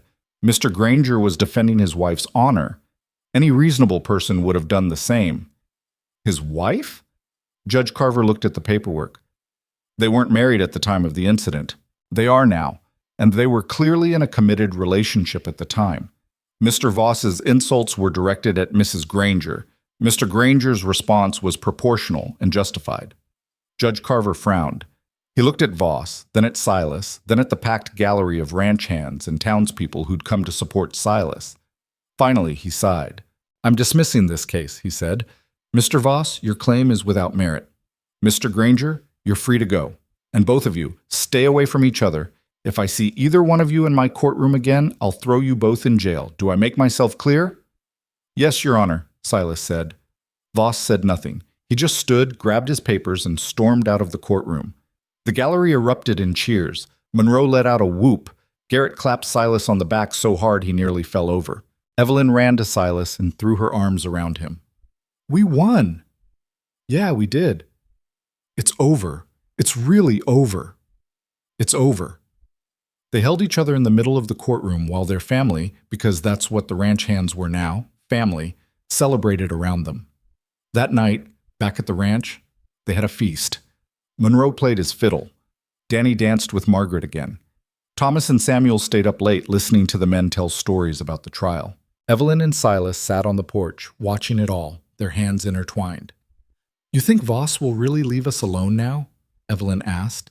"I think he knows he can't win. He threw everything he had at us, and we're still standing. That's got to count for something." "I hope you're right." "I am." Silas squeezed her hand. "We're going to be fine, Evelyn, all of us." And they were. Voss left the territory a month later. Rumor had it he'd tried the same scheme on another rancher, and this time the rancher had shot him. Not fatally, but enough to make him decide it was time to move on. Winter came hard and fast. The snow piled up, the wind howled, but the ranch was prepared. They had food stored, wood stacked. The horses were in the barn, safe and warm, and every night Evelyn sat by the fire with Silas and her children and felt grateful for every moment that had led to this. Spring came eventually, the way it always does. The snow melted, the prairie turned green, the horses foaled, and Margaret appointed herself official foal namer. Thomas started breaking young horses under Silas's supervision. Samuel declared he wanted to be a rancher when he grew up, just like Silas. One morning in early May, Evelyn woke up feeling sick. She barely made it outside before she threw up in the bushes. Silas found her there, pale and shaking. "You all right?" he asked. "I don't know. She stopped, looked at him, and suddenly she knew. "I think I'm pregnant." Silas went very still. "Are you sure?" "Pretty sure." He stared at her for a long moment. Then he smiled, that genuine, boyish smile she'd come to love. "Yeah?" "Yeah." He pulled her into his arms and held her tight. "We're having a baby. Are you happy about it?" "Happy? Evelyn, He stopped, laughed. "Yeah, I'm happy." They told the children that night. Margaret was thrilled. Samuel was confused about where babies came from, but excited anyway. Thomas just smiled and said, "That's good, Mama. You deserve to be happy." And she was. The baby came in January, a boy, healthy and strong, with Silas's gray eyes and Evelyn's dark hair. They named him James, after her first husband, because Evelyn wanted her children to remember where they came from. But they called him Jamie, and he grew up on the ranch, surrounded by horses and siblings, and a father who taught him everything he knew. Years passed. The ranch prospered. Thomas married a girl from town and brought her home to live on the property. Samuel did become a rancher, eventually buying land of his own just west of Silas's. Margaret grew into a fearless young woman who could outride and outshoot most men in the territory. Evelyn and Silas grew old together. Their hair went gray, their hands got stiff, but they still sat on the porch every evening, watching the sun set over the prairie, and talked about everything and nothing. One night, when Evelyn was 62 and Silas was 68, she asked him, "Do you ever think about that day? The auction?" "Sometimes." "Do you regret it?" Silas looked at her. This woman who'd stood on an auction block with nothing, who'd fought beside him through fire and threats and lawsuits, who'd given him a family when he thought he'd never have one again. "Not for a second," he said. "Me neither." They sat in comfortable silence, watching their grandchildren play in the yard. Jamie's daughter, Thomas's twin boys, Samuel's little girl. "We did good, didn't we?" Evelyn said. "Yeah, we did real good." And they had. Because sometimes the worst moment of your life is just the beginning of everything that comes after. Sometimes the person who saves you is the one you end up saving right back. And sometimes a family isn't built on blood or tradition or anything respectable. Sometimes it's built on desperation and hard work and the decision to show up for each other every single day, no matter what. That's not a fairy tale. That's not romance. That's just life. Real life. Messy and hard and beautiful and worth every damn second. Evelyn Mercer had learned that lesson the hard way, but she'd learned it well, and she'd never forgotten it, not for the rest of her life.